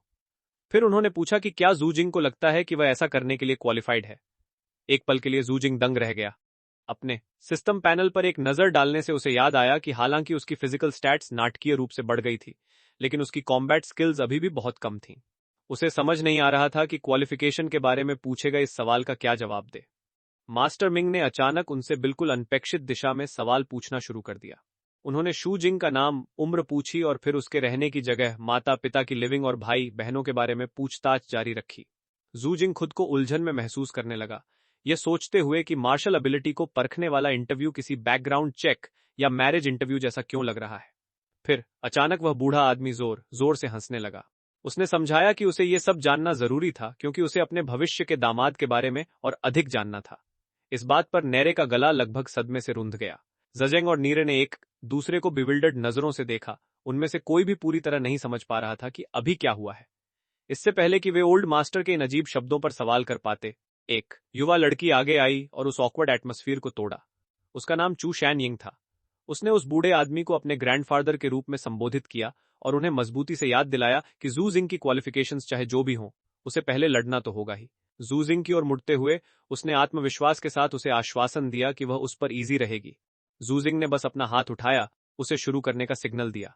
छात्रों में से एक ने फुसफुसाते हुए कहा कि उनकी लिटिल जूनियर सिस्टर कहने को तो कुछ भी कहे, लेकिन वह सच्ची किलिंग इंटेंट जानलेवा इरादे के साथ आगे बढ़ रही है। नैर बढ़ती हुई इरिटेशन के साथ देख रही थी और बुदबुदा रही थी कि मैरिज इंटरव्यूज की इतनी बातों के बाद भी वे मुकाबला करने पर अड़े हुए हैं। उसने जू जिंग को अलर्ट रहने की चेतावनी दी। जैसे ही लड़की पूरी कंसंट्रेशन के साथ आगे बढ़ी, चू शेनिंग ने अपनी कॉम्बैट टेक्निक को सटीकता से अंजाम दिया, लेकिन जू जिंग ने चौंकाने वाली स्पीड के साथ रिएक्ट किया। उसने उसके वार को टाला, बड़ी आसानी से उसका हाथ पकड़ा और उसकी खुद की मोमेंटम का इस्तेमाल करके उसे हवा में उछाल दिया। वह इतनी जोर से जमीन पर गिरी कि उस इम्पैक्ट से उसे चक्कर आ गए और मैच एक पल में खत्म हो गया। सीनियर डिसाइपल्स प्रशंसा में झूम उठे।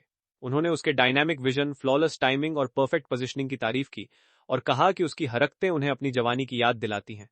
बूढ़ा मास्टर बहुत खुश होकर जोर जोर से हंसा और नैर को इतनी प्रॉमिसिंग टैलेंट खोजने के लिए बधाई दी।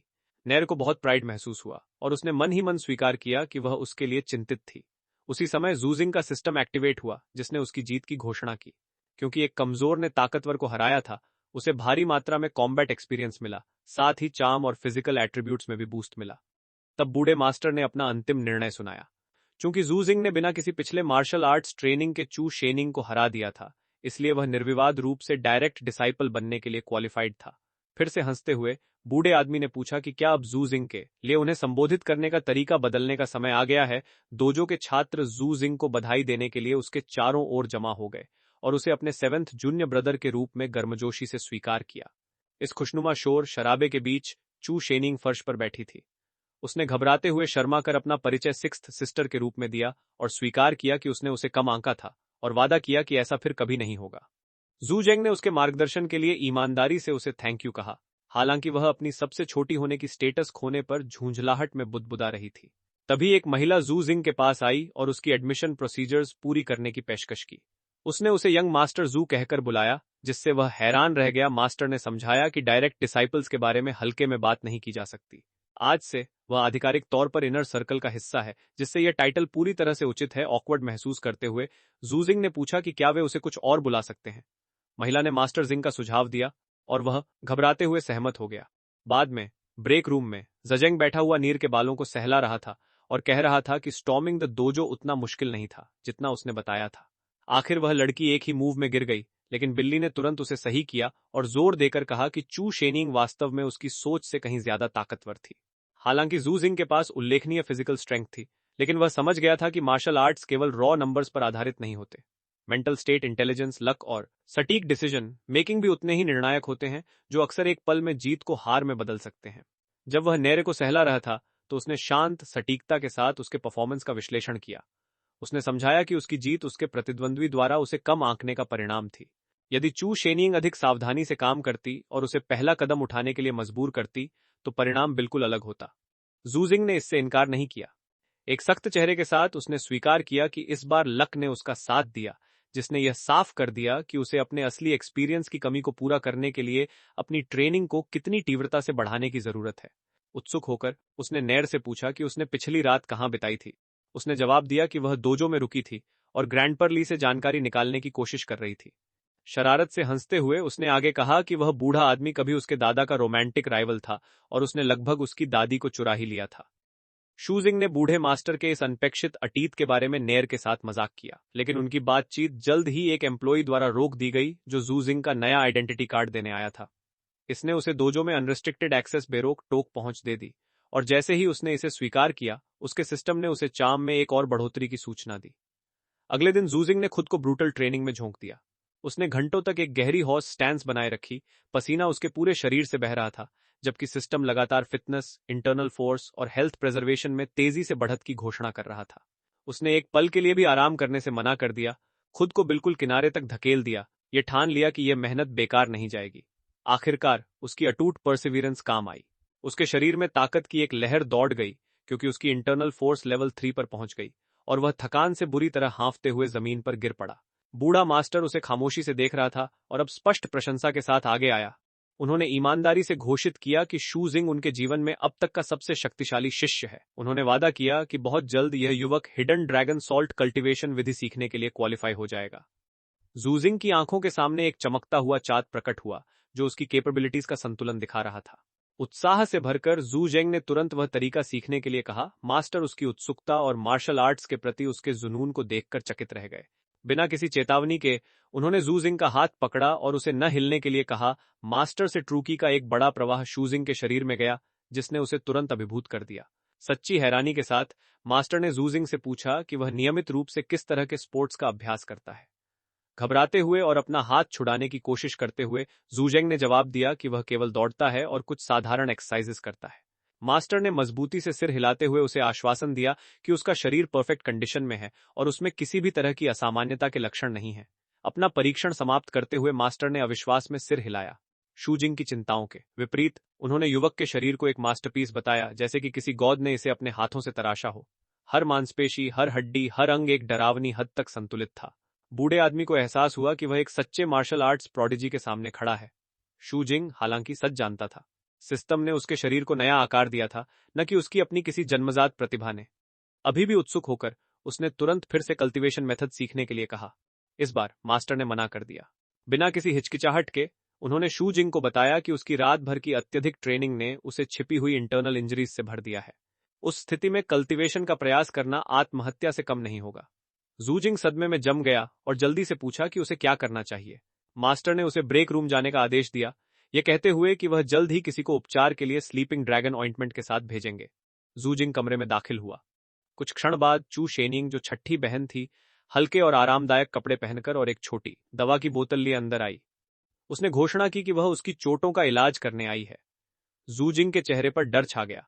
उसके दिमाग में एक शांत आवाज ने सोचा कि कहीं वह अपनी पिछली हार का बदला लेने तो नहीं आई है, लेकिन इसके बजाय उसने बस बेबाकी से मुस्कुराते हुए उससे अपनी शर्ट उतारने को कहा। अनिच्छा से जूजिंग ने इसे उतार दिया, जिससे एक सख्त और पूरी तरह से टोन बॉडी सामने आई। लड़की के गाल लाल हो गए जब उसने उसके फिजिक की तारीफ की और उसे लेटने का निर्देश दिया। उसने तनाव में ऐसा ही किया और तुरंत एक सिस्टम नोटिफिकेशन आया, जो गुडविल की लहर और चार्म पॉइंट्स में उल्लेखनीय वृद्धि का संकेत दे रहा था। जब वह उसकी पीठ पर मढ़म लगा रही थी तो उसने उसे न हिलने की चेतावनी दी। उसके ऊपर झुकते हुए देखकर जू जिंग घबराहट में पसीना पसीना होने लगा। उसके विचार घबराहट में घूमने लगे कि यह लड़की उसके साथ वास्तव में क्या करना चाहती है। जब वह उसके सीने की ओर बढ़ी और अपने मजबूत हाथों से दवा की मालिश करने लगी, तो उसने उसे इस तरह न देखने के लिए कहा और आधा मजाक करते हुए स्वीकार किया कि वह एक बहुत ही कम्पेटिव व्यक्ति है। उसकी पकड़ चौंकाने वाली हद तक मजबूत थी। जू जिंग ने अपनी जलन और शर्मिंदगी के बावजूद चेहरा शांत रखने की कोशिश करते हुए चुपचाप यह नोट किया। उसने बुदबुदाया कि जब तक वह इलाज से खुश है तब तक सब ठीक है, और फिर चुप हो गया। खुद पर और बोलने का भरोसा न करते हुए जू शेनिंग ने कबूल किया कि वह पहले उससे हार गई थी, क्योंकि उसने अपनी गार्ड डाउन कर दी थी। अब वह इस पल का इस्तेमाल उसकी चोटों की देखभाल करते हुए निर्दयता से उसे चिढ़ाकर थोड़ा बदला लेने के लिए कर रही थी। और भी सिस्टम नोटिफिकेशंस आए, जिसने शूजिंग को बताया कि उसका तेजी से बढ़ रहा है। उसकी गुडविल से प्रेरित होकर लड़की ने करीब आकर शरारत से पूछा कि क्या वह नाराज है। अपनी आंखें बंद करके उसने स्थिति के सामने समर्पण कर दिया और जवाब दिया कि वह नाराज नहीं है। दर्द मामूली था और वह इसे सहन कर सकता था। उसने उससे कहा कि वह उसकी चिंता किए बिना जारी रखे। उसने उसके शरीर के ऊपरी हिस्से पर मरहम लगाना समाप्त किया, फिर अचानक पूरी बेबाकी से उससे अपनी पैंट उतारने को कहा ताकि वह निचले हिस्से का इलाज कर सके। जू जिंग घबराहट में सीधा खड़ा हो गया और जल्दी से स्थिति से बचने की कोशिश की, ये कहते हुए कि वह अपने शरीर के निचले हिस्से पर मरहम खुद लगा लेगा और उसे और परेशान होने की जरूरत नहीं है। लेकिन चू शेनिंग और करीब आई, अपनी आंखों में शरारती चमक के साथ उसे कोने में धकेल दिया। जैसे ही शूजिंग की घबराहट अपने चरम पर पहुंची, वह अचानक हंस पड़ी। अपना मुंह ढंकते हुए उसने स्वीकार किया कि वह केवल यह देखने के लिए मजाक कर रही थी कि वह कितना डर जाता है। उसने उससे अपनी बाकी चोटों का इलाज खुद करने को कहा, फिर हाथ हिलाते हुए बाहर चली गई और उसे प्यार से 7th जून ब्रदर कहकर बुलाया। उसने मरहम की बोतल मेज पर रखी और कमरे से बाहर चली गई। जैसे ही वह गायब हुई, एक सिस्टम नोटिफिकेशन आया जिसने शू जिंग को बताया कि उसने डॉर्मेंट ड्रैगन स्टैंस ट्रेनिंग का एक सत्र पूरा कर लिया है और फिटनेस फॉर्म्स और स्टैंस मास्टरी में अनुभव प्राप्त किया है। बाहर सड़क पर जू जिंग ने गहरी सांस ली और बुदबुदाया कि उस लड़की ने लगभग उसे फाड़ ही दिया था। एक और सिस्टम मैसेज आया जिसमें उसके कॉम्बैट लेवल और इंटरनल फोर्स में वृद्धि की घोषणा की गई। इस हंगामे के बावजूद वह अपने तेजी से होते सुधार से वास्तव में संतुष्ट महसूस कर रहा था। चूंकि उसके पास हाथ में कोई और काम नहीं था, उसने उस कार्ड पर लिखे पते पर जाने का फैसला किया जो उसे मिला था। उसने उसे निकाला और व्हाइट रेवन स्क्वाड नाम पढ़ा, यह सोचते हुए कि यह टाइटल काफी बचकाना और नाटकीय है। फिर भी वह जानता था कि यह समूह वास्तव में किंगचांग सिटी की एलीट स्पेशल पुलिस यूनिट है। जल्द ही उसने खुद को विशाल केंद्रीय लाइब्रेरी के सामने खड़ा पाया। वह थोड़ा हैरान था कि ऐसी मीटिंग यहां क्यों हो रही है। किंगचांग लाइब्रेरी की 7वीं मंजिल पर चढ़ने के बाद उसका सामना सन्नाटे से हुआ। कोई लोग नहीं, कोई स्टाफ नहीं, कुछ भी नहीं। उसके अंदर शक पैदा हुआ, शायद उसे धोखा दिया गया था। तभी एक महिला की आवाज ने उसका नाम पुकारा। वह एक सुंदर ब्लॉन्ड लड़की को देखने के लिए मुड़ा। उसने अपना परिचय वू यू किंग के रूप में दिया और यहां तक कि अपने नाम का अर्थ भी समझाया। शू जिंग ने फॉर्मेलिटीज में कोई दिलचस्पी नहीं दिखाई और सीधे वॉइड ब्लेड की लोकेशन और इस अजीब जगह पर मिलने के कारण के बारे में पूछा। वू यू किंग ने उसे बताया कि वॉइड ब्लेड उसका निजी इन्फॉर्मेंट था और उसके द्वारा भेजे गए किसी भी व्यक्ति को स्पेशल पुलिस सेंटर में रिक्रूटमेंट के लिए विचार किया जा रहा था। उसने स्वीकार किया कि शुरू में उसे शक था, लेकिन व्यक्तिगत रूप से उससे मिलने के बाद वह सहमत हो गई। मेज के किनारे पर आराम से बैठते हुए उसने उसे स्क्वाड में एक पोजीशन की पेशकश की। एक आत्मविश्वास भरी, लगभग चंचल मुस्कान के साथ शू जिंग ने मना कर दिया। तुरंत उसने उससे पूछा कि उसे ऐसा ऑफर स्वीकार ही क्यों करना चाहिए। लड़की समझदारी से मुस्कुराई और पूछा कि क्या वह गॉड्स रेलिक्स के बारे में और जानने के लिए उत्सुक नहीं है। शू जिंग की आंखें फैल गईं। उसके चेहरे के तनाव ने उसका सदमा जाहिर कर दिया। इससे पहले कि वह इसे छिपा पाता, वू यू किंग ने तुरंत बदलाव को भांप लिया, जिससे यह पुष्टि हो गई कि उसका अनुमान सही था। वह उत्सुक होकर आगे झुकी और पूछा कि उसने इस बारे में सुना भी कैसे। शू जिंग ने संक्षेप में जवाब दिया कि उसके पास कोई टिप्पणी नहीं है, हालांकि आंतरिक रूप से वह परेशान था। वह सोच रहा था कि यह महिला वास्तव में कौन है और वह उसके बारे में कितना जानती है। वू यू किंग ने एक चिकनी पानी की बोतल निकाली और कहा कि शायद उसने पहले जानकारी न देकर गलती की। उसने एक कप में थोड़ा तरल डाला और उसे मेज पर खिसका दिया और उससे इसे चखने को कहा।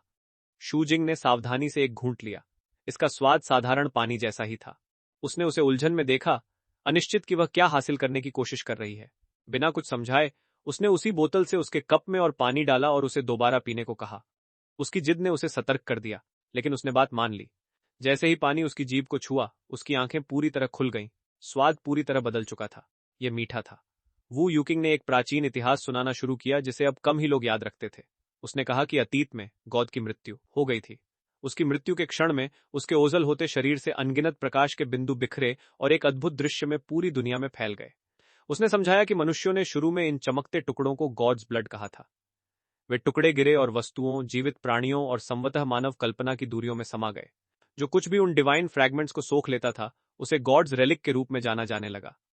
दिखाने के लिए उसने एक हल्का चमकता हुआ केटल उठाया और उसे बताया कि इसे स्वीट वाटर केटल कहा जाता है, जिसका सीरियल नंबर 1567 है। शू जिंग ने उस वस्तु को शक की नजर से देखा और पूछा कि क्या वह खुद इसकी जांच कर सकता है, यह सुनिश्चित करने के लिए कि उसने गुप्त रूप से पानी में चीनी तो नहीं मिलाई है। वह बिना किसी हिचकिचाहट के सहमत हो गई, पूरे आत्मविश्वास के साथ मुस्कुराते हुए। जैसे ही उसका हाथ केटल की चमकदार सतह को छुआ, उसकी आंखों के सामने सिस्टम नोटिफिकेशंस चमक उठे। एक संदेश ने डिवाइन मटेरियल की खोज की घोषणा की और उसके बाद दूसरे ने बताया कि उसने डिविनिटी सोखना शुरू कर दिया है। उसका बैलेंस तेजी से बढ़ा और उसकी स्किल एक्टिवेट करने के लिए जरूरी सीमा को पार कर गया। दंग और मन ही मन खुश होकर शू जिंग को एहसास हुआ कि वह वास्तव में केवल रेलिक्स को छूकर डिविनिटी सोख सकता है। इसका मतलब था कि उसकी एक्टिव स्किल अब खतरे में नहीं थी। उसने वू यूकिंग से केटल के उद्देश्य के बारे में पूछा और ऊंची आवाज में सोचा कि क्या इसकी क्षमता केवल पानी मीठा करने तक सीमित है या यह पतली हवा से भी पानी उबाल सकता है। उसने एक धीमी हंसी के साथ अपना मुंह ढंक लिया और कहा कि उसका अनुमान करीब है, लेकिन फिर भी नादान है और दुनिया के प्रति उसके अनुभव की कमी के कारण उसे क्यूट भी कहा। जैसे जैसे वह केटल को देखता रहा, शू जिंग ने गौर किया कि वह चाहे कितना भी पानी डाले, अंदर की मात्रा कभी कम नहीं हुई। उसका चेहरा सख्त हो गया जब उसने निष्कर्ष निकाला कि केटल में इन्फिनिट वाटर होना चाहिए। उसने खुशी से सिर हिलाते हुए उसके अनुमान की पुष्टि की और उसकी तीखी धारणा की प्रशंसा की। फिर उसने घोषणा की कि केटल की एक्टिव स्किल अब पूरी तरह से प्रदर्शित हो गई है।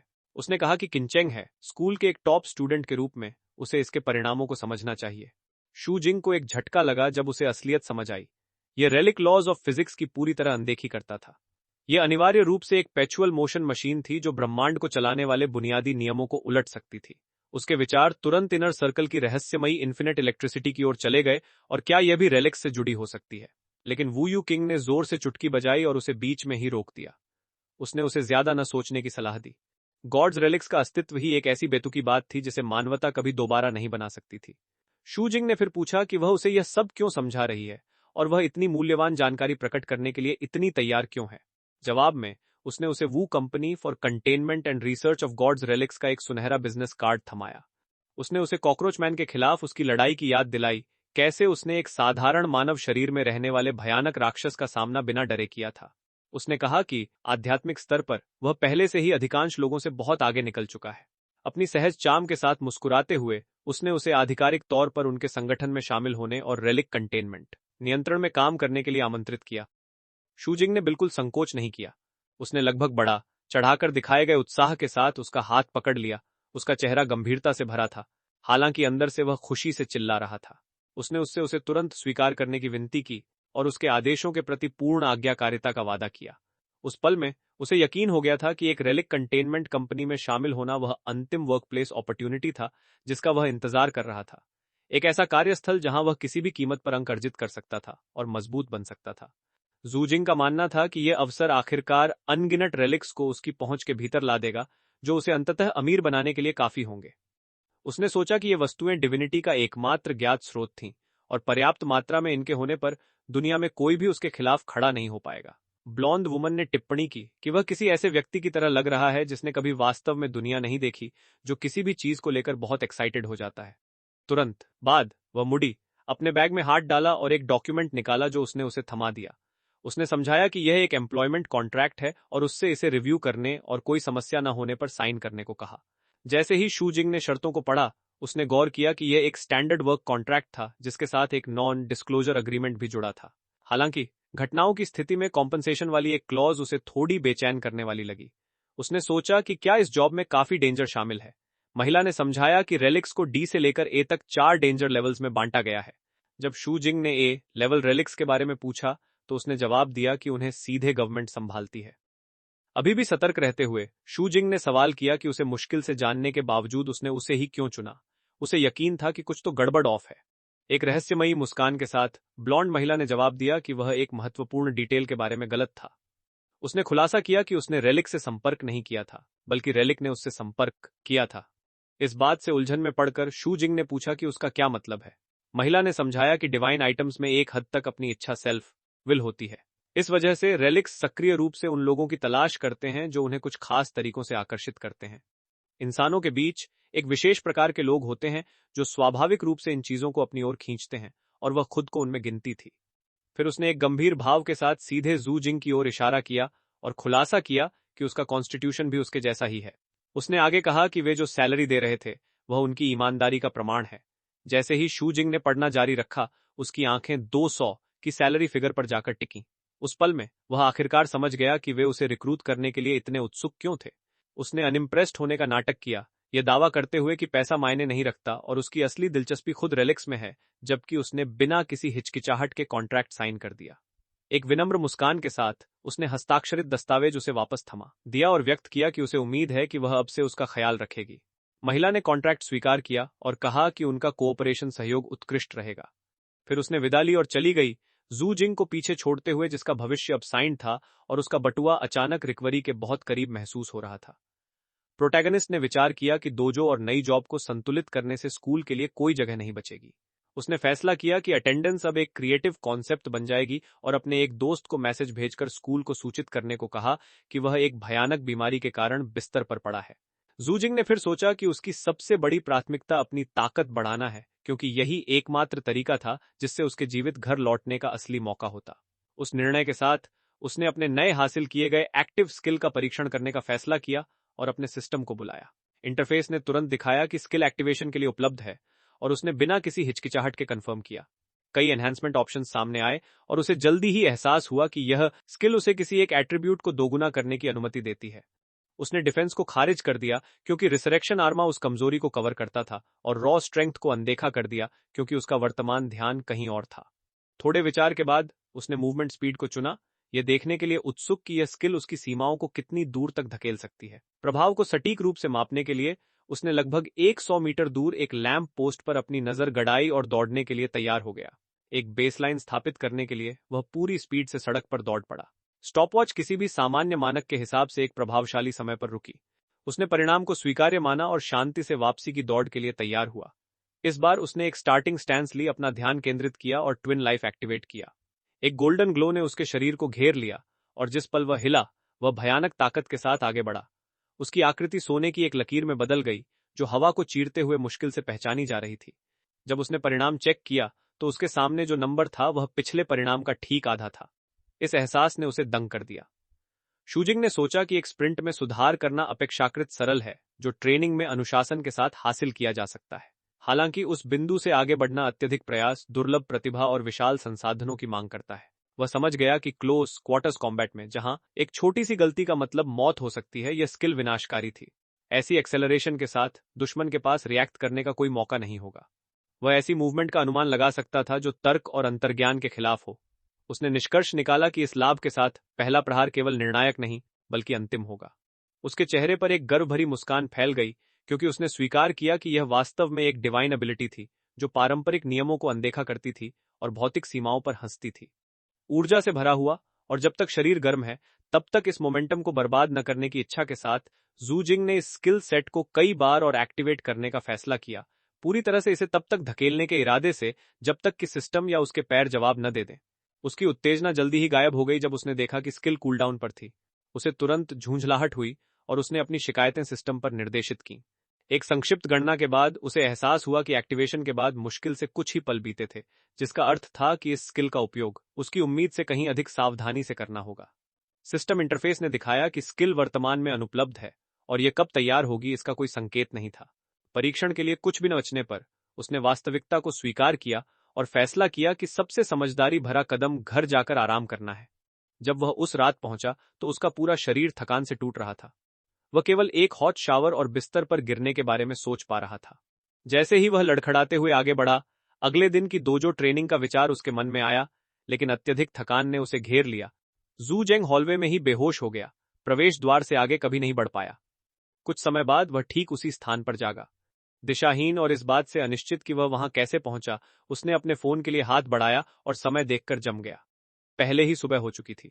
कुछ घंटे गायब हो गए थे। उसने संक्षेप में अपनी जीवन की पसंदों पर सवाल उठाया, फिर सोचा कि उसने अपने बिस्तर के बजाय हॉलवे के फर्श को क्यों चुना। स्किल रिकवरी डिटेल्स को चेक करते हुए उसने एक्टिवेशन के हर पल के लिए कूलडाउन पीरियड की गणना की। ऐसा लगा कि सिस्टम पेशेंस में दृढ़ता से विश्वास करता है। उसी क्षण उसके फोन पर एक संदेश आया। उसकी सीनियर सिस्टर पूछ रही थी कि वह अभी तक ट्रेनिंग के लिए क्यों नहीं पहुंचा है। घबराहट हुई, तुरंत यह महसूस करते हुए कि वह पहले ही लेट हो चुका है। जू जिंग इमारत से बाहर निकला और शहर की सड़कों पर दौड़ पड़ा। एक कड़ी दौड़ के बाद वह आखिरकार अपनी मंजिल हिडन ड्रैगन दोजो पहुंच गया। उसने एक नाटकीय प्रवेश किया, झटके से दरवाजों को खोला और कमरे में मौजूद हर आंख का ध्यान अपनी ओर खींचा। अंदर दोजो गर्ल ने एक आदमी को फर्श पर दबा रखा था। जिस क्षण उसने शू जिंग को देखा, उसने उसे बुलाया, फिर शांति से खड़ी हुई और टिप्पणी की कि वह उसकी योजना के लिए बिल्कुल सही समय पर पहुंचा है। लड़की ने बिना किसी हिचकिचाहट के उसका हाथ पकड़ा और उसे एक मैच के लिए चुनौती दी, ये कहते हुए कि वह जिन फोर्स के सही उपयोग का प्रत्यक्ष प्रदर्शन करेगी। आसपास के छात्र तुरंत आपस में फुसफुसाने लगे। उन्हें यकीन था कि वह आसानी से जीत जाएगी। चूंकि जू जिंग अभी भी एक न्यूकमर था, उसे जल्दी ही एहसास हो गया कि वह अपनी पिछली हार का बदला लेना चाहती है, और इस बार उसका इरादा ढील देने का बिल्कुल नहीं था। उसे स्थिति डराने वाली के बजाय मनोरंजक लगी। वह इसे असली कॉम्बैट में अपनी नई क्षमता का परीक्षण करने के लिए एक परफेक्ट अपॉर्चुनिटी के रूप में देख रहा था। एक आत्मविश्वास भरी मुस्कान के साथ उसने खुद को तैयार किया और सिस्टम ने ट्विन लाइफ एक्टिवेट किया। मैच तुरंत शुरू हो गया। जू शैनी सीधे उसकी ओर बढ़ी और एक लाइटनिंग फास्ट स्ट्राइक किया। जवाब में शू जिन ने एक साहसी मनूवर किया जिसने उसकी असामान्य स्पीड का पूरा प्रदर्शन किया। एक धुंधली गति में उसने उसके हाथ को रोका और उसकी आगे की मोमेंटम का उसी के खिलाफ उपयोग किया, स्थिति को उलट दिया और उसे जोर से जमीन पर दे मारा। वह वहां दंग रह गई। यह समझने में पूरी तरह असमर्थ कि वह कैसे हार गई। पूरी ताकत से लड़ने के बावजूद जू जिंग ने एक आत्मसंतुष्ट भाव के साथ टिप्पणी की कि उसने उसे जीतने दिया। उसी क्षण सिस्टम ने परिणाम दर्ज किया और उसे कॉम्बैट एक्सपीरियंस पॉइंट्स दिए। उसे physical fitness, health preservation, marksmanship और स्पोर्ट्स में भी अंक मिले। जैसे ही पुरस्कार मिले, शूजिंग ने सोचा कि सिस्टम अब उसे कमजोर भागीदार के रूप में वर्गीकृत नहीं करता है। एक छोटी सी मुस्कान बनी क्योंकि उसने समझ लिया कि उसकी स्किल वास्तव में कितनी जबरदस्त थी और निष्कर्ष निकाला कि उसकी भविष्य की लड़ाइयां उसकी स्पीड का पूरा फायदा उठाने के इर्द गिर्द होनी चाहिए। बिना किसी चेतावनी के उसका फिफ्थ सीनियर ब्रदर प्रकट हुआ और उसे हाइबरनेटिंग ड्रैगन टेक्निक का अभ्यास करने के लिए बुलाया। जू जिंग ने तत्काल उत्साह के साथ जवाब दिया और बिना किसी देरी के ट्रेनिंग रूम में सिखाने के लिए कहा। फिफ्थ ब्रदर अविश्वास में रह गया। वह मुश्किल से स्वीकार कर पा रहा था कि एक ही रात के अंतराल में शू जिंग पहले से ही ड्रैगन की विकसित करने के कगार पर पहुंच गया था। मार्गदर्शन की अवधि के बाद शू जिंग के चारों ओर एक तीव्र ड्रैगन ऑरा प्रकट हुआ। यह दृश्य देखकर सीनियर ब्रदर उसकी प्रगति की स्पीड से पूरी तरह दंग रह गया। मार्शल वर्ल्ड के भीतर एक पौराणिक शारीरिक स्थिति मौजूद थी जिसे ट्रेजर बोधाई के रूप में जाना जाता था, एक ऐसा क्षेत्र जहां किसी के शरीर को एक अमूल्य आर्टिफैक्ट में बदल दिया जाता है। इस स्थिति तक पहुंचने के लिए शरीर को परफेक्शन के 5 रूपों को प्राप्त करना होता था। पहले के लिए ऐसी मांसपेशियों की आवश्यकता थी जो ड्रैगन्स और एलिफेंट्स की शक्ति को समा सकें। उसके बाद लोहे जैसे टेंडन्स, अटूट जेड बोन्स, बहता हुआ गोल्डन ब्लड और एक अंतिम पूर्णता जो इतनी चरम थी कि वह कल्पना के करीब थी। फिफ्थ सीनियर ब्रदर ने इस अवधारणा को एक मिथक के रूप में खारिज कर दिया, ये देखते हुए कि दर्ज इतिहास में किसी ने भी इसे वास्तव में प्राप्त नहीं किया है। शू जिंग हालांकि अलग सोचता था। उसका मानना था कि लेजेंड्स केवल इसलिए मौजूद हैं क्योंकि किसी ने किसी समय सीमाओं को स्वीकार करने से इनकार कर दिया था। वह दृढ़ विश्वास अचानक एक गरजते हुए धमाके से टूट गया जब एक आकृति खिड़की तोड़कर अंदर घुसी, जिससे कांच के टुकड़े फर्श पर बिखर गए। शू जिंग घबराहट में मुड़ा फिफ्थ ब्रदर सदमे में जम गया और दोजो के सबसे बड़े सीनियर ब्रदर का नाम पुकारा। घुसपैठिए का परिचय मैंग बो सैंग के रूप में कराया गया, जो हिडन ड्रैगन दोजो का सबसे बड़ा और सबसे मजबूत शिष्य था। वह शारीरिक शक्ति का दीवाना आदमी था जिसे अनावश्यक जटिलताओं से नफरत थी और जो दृढ़ता से मानता था कि शक्ति ही सही और गलत का फैसला करती है। शू जिंग तुरंत समझ गया कि उस आदमी ने दरवाजे के बजाय खिड़की को क्यों चुना। सीज वेपन्स की तरह बने लोगों के लिए दरवाजे शायद वैकल्पिक थे। उत्सुक होकर शू जिंग ने टूटी हुई खिड़की से बाहर देखा और चुपचाप सोचा कि जमीन से सीधे ऊपरी मंजिल तक छलांग लगाने के लिए कितनी रॉ स्ट्रेंथ लगती होगी। फिफ्थ ब्रदर ने पूछा कि क्या मंग बो सैंग उसे ढूंढते हुए आया था, लेकिन उसे एक अस्पष्ट सा जवाब मिला जिससे लगा कि उस आदमी को खुद यकीन नहीं था कि वह वहां क्यों था। थोड़ी देर बाद फिफ्थ ब्रदर जाने के लिए तैयार हुआ और शू जिंग को मार्गदर्शन का एक अंतिम टुकड़ा दिया। उसने समझाया कि हाइबरनेटिंग ड्रैगन टेक्निक का सार ताकत के आगे झुकने और उसे नया आकार देने में निहित है। शू जिंग ने उन शब्दों को मन ही मन दोहराया और उसी क्षण उसे चौंकाने वाली स्पष्टता के साथ एक एहसास हुआ। इससे पहले कि वह और कुछ कह पाता, दोनों सीनियर ब्रदर्स टूटी हुई खिड़की से वापस बाहर कूद गए। जैसे वे सहजता से अंदर आए थे वैसे ही चले गए, पीछे सन्नाटा और बिखरा हुआ कांच छोड़ गए। जू जिंग ने फर्श पर हाथ रखा, अपनी हथेली के नीचे की संवेदना को महसूस किया। जैसे ही उसके विचार दौड़ने लगे, वह एक बैठने की स्थिति में आ गया और मेडिटेशन करने लगा, सावधानी से यह विचार करते हुए कि इस नई अंतर्दृष्टि को उसकी मार्क्समैनशिप स्किल के साथ कैसे जोड़ा जा सकता है। स्थिरता और गति के बीच कहीं एक नया रास्ता चुपचाप आकार ले रहा था। कुछ घंटे बिना किसी ध्यान के बीत गए क्योंकि शू जिंग ट्रेनिंग में पूरी तरह से मग्न रहा। उसने मेडिटेशन जारी रखा, अपनी ऊर्जा को इकट्ठा और संकुचित करते हुए स्थिर सांस ली। अटूट ध्यान बनाए रखते हुए उसने अपनी कई को एक अपरिचित तरीके से आकार देना शुरू किया। जब संचित शक्ति अपनी सीमा तक पहुंच गई तो उसने उसे छोड़ दिया। वह तकनीक कमरे के भीतर धमाके के साथ फटी, जिससे एक शक्तिशाली विस्फोट हुआ जिसने हवा को हिला दिया। शू जिंग क्षण भर के लिए दंग रह गया। इससे पहले कि वह और विचार कर पाता, उसके पीछे धीमी तालियों की गूंज सुनाई दी। मास्टर, जो पहले जू शैनी के साथ आए थे, सामने आए और शू जिंग की असाधारण एथलेटिक टैलेंट की खुलकर प्रशंसा की। समय बर्बाद किए बिना बूढ़े आदमी ने एक छोटी गोल्डन पिल निकाली और शू जिंग को इसे खाने का निर्देश दिया। शू जिंग ने तुरंत बात मानी और इसे बिना किसी हिचकिचाहट के निगल लिया। अगले ही पल मास्टर ने ऊर्जा का एक शक्तिशाली तीर छोड़ा और जू जिंग को सीधे उसकी ओर देखने का आदेश दिया। जू जिंग का दिमाग उलझन से भर गया, लेकिन इससे पहले कि वह रिएक्ट कर पाता, उसके आसपास का वातावरण गायब हो गया। पलक झपकते ही उसने खुद को एक अपरिचित क्षेत्र में पाया। इस अजीब स्थान के केंद्र में एक तीव्र सुनहरी रोशनी प्रकट हुई। उसके भीतर से एक विशाल ऊर्जा वाला ड्रैगन निकला, जिसकी उपस्थिति बहुत दिव्य थी। ड्रैगन की आंखें, जो सुनहरी लपटों से रंगी थीं, झटके से खुली। शू जिंग विस्मय में देखता रहा और उस दृश्य में उसका शरीर बदलने लगा। उसके पूरे शरीर पर गोल्डन स्केल्स बन गए। हालांकि वास्तव में मुख्य किरदार एक तेज सिरदर्द से जूझ रहा था। उसे जल्दी ही एहसास हुआ कि उसकी की पूरी तरह से अनियंत्रित हो गई है और उसे शक हुआ कि वह पिल ही इसकी दोषी थी। घबराहट न करने की कोशिश करते हुए उसने एक गहरी सांस ली और खुद को शांत करने पर ध्यान केंद्रित किया। उसने अपने शरीर के भीतर मचे शोर को रोकने के प्रयास में हाइबरनेटिंग ड्रैगन टेक्निक का उपयोग करके अपनी ऊर्जा को प्रसारित करना शुरू किया। उसने अपनी सांस जितनी देर हो सके रोक कर रखी। अपने मेंटल स्पेस के अंदर सब कुछ अचानक अविश्वसनीय महसूस हुआ। उसके विचार एक एक करके गायब हो गए, पीछे एक खाली और शांत स्थिरता छोड़ गए। फिर बिना किसी चेतावनी के एक चमकता हुआ सुनहरा ड्रैगन क्लॉ दिखाई दिया। रोशनी तेज हो गई और पूरा पौराणिक प्राणी प्रकट हो गया। उस क्षण जूजिंग समझ गया कि उसे क्या करना है। कोई शॉर्टकट नहीं था, कोई चतुर तरकीब नहीं थी। उसे बस अपनी कल्टीवेशन पर ध्यान केंद्रित करना था।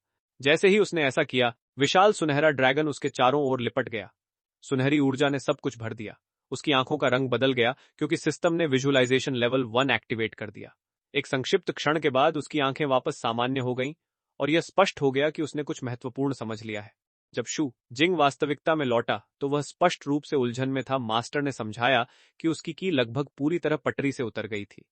फिर एक संतुष्ट सिर हिलाने के साथ बूढ़े आदमी ने उसे ड्रैगन की विकसित करने पर बधाई दी। स्वाभाविक रूप से शू जिंग ने पूछा कि इसका क्या मतलब है। मास्टर ने समझाया कि ड्रैगन की अनिवार्य रूप से इमोशन का एक रूप है। उन्होंने इसकी तुलना उस अतिरिक्त ताकत से की जो लोगों को तब मिलती है जब वे गुस्से में होते हैं या जीवन मरण की स्थिति में फंस जाते हैं। उन्होंने आगे समझाया कि भावनाओं को उत्तेजित करना काई ऑफ मूवमेंट के रूप में जाना जाता है, जबकि उन्हें नियंत्रित करना की ऑफ कंट्रोल है। अगर शू जिंग दोनों को जोड़ सके तो बूढ़े आदमी ने दावा किया कि वह जो कुछ भी करने की ठान लेगा उसमें सफल होगा। इससे जू जिंग तुरंत उत्साहित हो गया। उसने उत्सुकता से पूछा कि वह इस नई क्षमता को कैसे ट्रेन कर सकता है। मास्टर ने बस मुस्कुराकर कहा कि लड़का पहले से ही इसका सार समझ चुका है। उस जवाब ने शू जिंग को और अधिक उलझन में डाल दिया।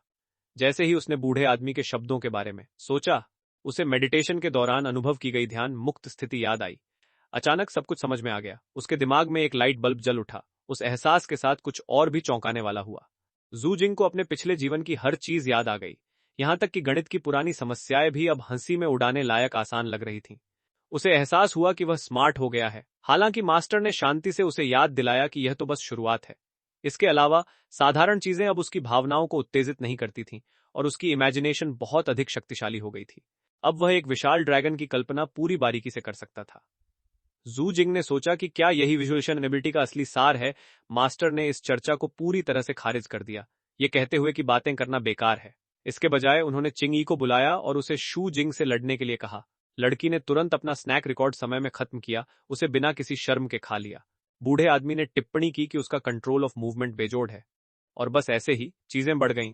शू जिंग ने चुपचाप अपनी जैकेट उतारी, ये सोचते हुए कि क्या यह लड़की वास्तव में उसकी छठी सीनियर सिस्टर से अधिक मजबूत हो सकती है। वह वहां आत्मविश्वास के साथ खड़ी थी। जिंगयू ने मुस्कुराते हुए उसे ताना मारा कि हिचकिचाना बंद करो और हमला करो। लड़ाई तुरंत शुरू हो गई।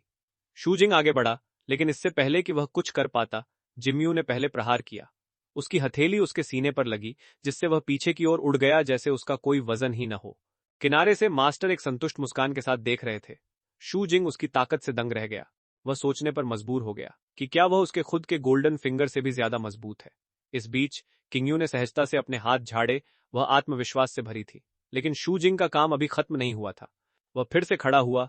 इस बार उसका भाव गंभीर था और उसने उसे एक बार फिर चुनौती दी। उसने घोषणा की कि वह जीतने के लिए जो कुछ भी करना होगा वह करेगा। आखिर मार्शल आर्ट्स में जो खड़ा रह जाए वही विजेता है और जो धूल चाटे वही हारने वाला। किंगवो ने एक सेकंड भी बर्बाद नहीं किया। जवाब देते हुए उसने एक शक्तिशाली किक मारी जिससे शू जिंग दूसरी बार उड़ गया। जमीन पर पड़े होने के बावजूद उसने हठपूर्वक जारी रखने के लिए कहा। उसकी एक आंख चमकने लगी क्योंकि उसकी एबिलिटी एक्टिवेट हो गई थी। इसके बाद ब्रूटल ट्रेनिंग हुई। उनकी भिड़ंत की गूंज पूरी इमारत में सुनाई दे रही थी। वे बिना रुके लगातार लड़ते रहे जब तक कि सूरज आखिरकार क्षितिज के नीचे नहीं डूबने लगा। तब तक शू जिंग किंगयो के हमलों को बहुत अधिक सटीकता के साथ चकमा दे सकता था। एक मौका देखकर उसने आखिरकार पहली बार एक साफ वार किया, सीधे उसके पेट में एक मजबूत मुक्का मारा। उस प्रहार ने उसे जमीन पर पीछे की ओर खिसका दिया। शू जिंग उलझन में अपने हाथ को देखता रहा। मुक्के के बाद भी बनी हुई उस अजीब संवेदना से वह असहज था। इससे पहले कि चीजें और आगे बढ़ें, मास्टर ने हस्तक्षेप किया। उन्होंने लड़ाई रोकी और किंगयू को गिरने से पहले पकड़ लिया, यह घोषणा करते हुए कि दिन की ट्रेनिंग खत्म हो गई है। उन्होंने आगे कहा कि उसे भूख लगी होगी। उसके पेट ने भी उसी समय जोर से गुड़गुड़ाहट की। शूजिंग ने पूछा कि वह कभी बोलती क्यों नहीं। मास्टर ने एक आह भरी और कहा कि यह एक लंबी कहानी है। अपना ध्यान वापस शूजिंग की ओर लाते हुए बूढ़े आदमी ने पूछा कि ट्रेनिंग कैसी लगी। शूजिंग ने जवाब दिया कि वह पूरी तरह से थक गया है, लेकिन बहुत खुश है। सिस्टम ने तुरंत उसके अपडेटेड स्टैट्स दिखाए और उसे एहसास हुआ कि किंग यू के साथ लंबे समय तक स्पारिंग करने से उसे बहुत बड़ा एक्सपीरियंस बूस्ट मिला है। बाद में उस रात शूजिंग घर जाते समय एक सुनसान सड़क पर अकेला चल रहा था। जब वह पहुंचा तो उसने अंदर कदम रखते ही ना को बुलाया, गर्व से घोषणा करते हुए कि वह फ्राइड चिकन लाया है। कोई जवाब नहीं मिला। उलझन में उसने सोचा कि वह इतनी रात को कहां जा सकती है। फिर उसने गौर किया, बाथरूम से तेज रोशनी आ रही थी। कोई अंदर था। मैं कैरेक्टर को अचानक एहसास हुआ कि कुछ गड़बड़ है। वाइनर किसी मेहमान को घर नहीं लाई थी और प्रवेश द्वार पर जूतों की केवल एक जोड़ी थी।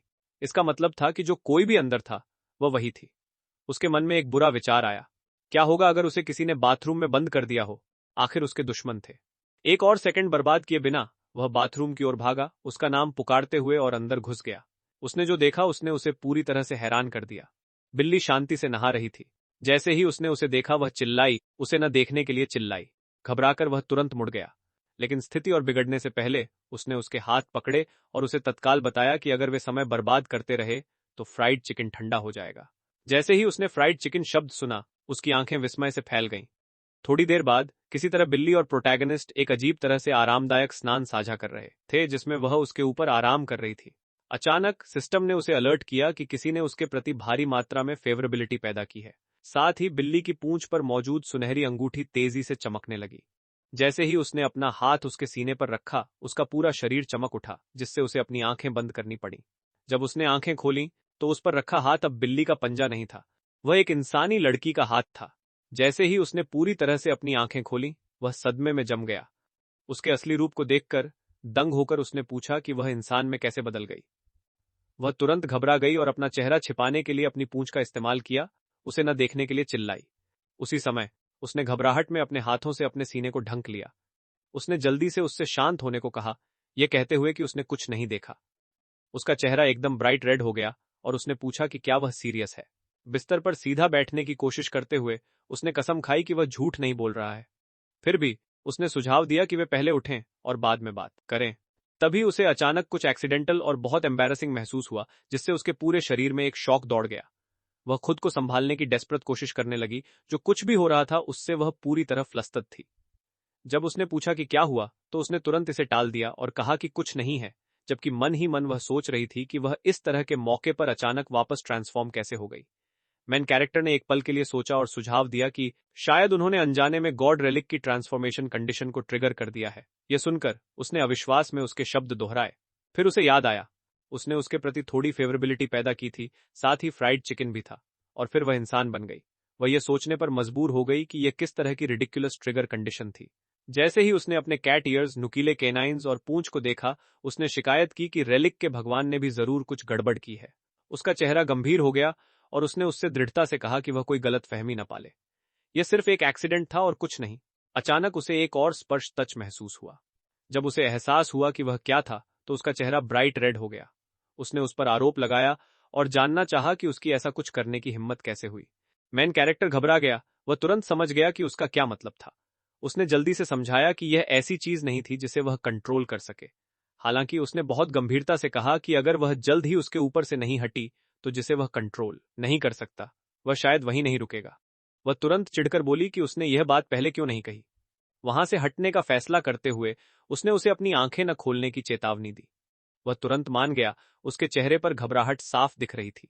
जैसे ही उसने उठने की कोशिश की, वह गलती से फिसल गई।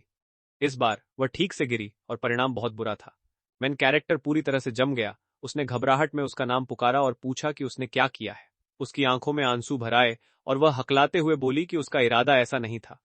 नीचे देखते हुए उसने घबराहट में कहा कि निश्चित रूप से ऐसा दोबारा नहीं होगा। दुर्भाग्य से जब स्थिति पूरी तरह शांत हुई तो उसके मुंह से एक चीख निकल गई। मैं कैरेक्टर उस पर चिल्लाया और पूछा कि क्या वह थोड़ी जेंटल नरम हो सकती है। वह जिस तरह से इतनी जोर जोर से हिल रही थी, उससे चीजें बहुत डिफिकल्ट हो रही थीं। वह घबरा गई और जोर देने लगी कि उसने यह जानबूझकर नहीं किया।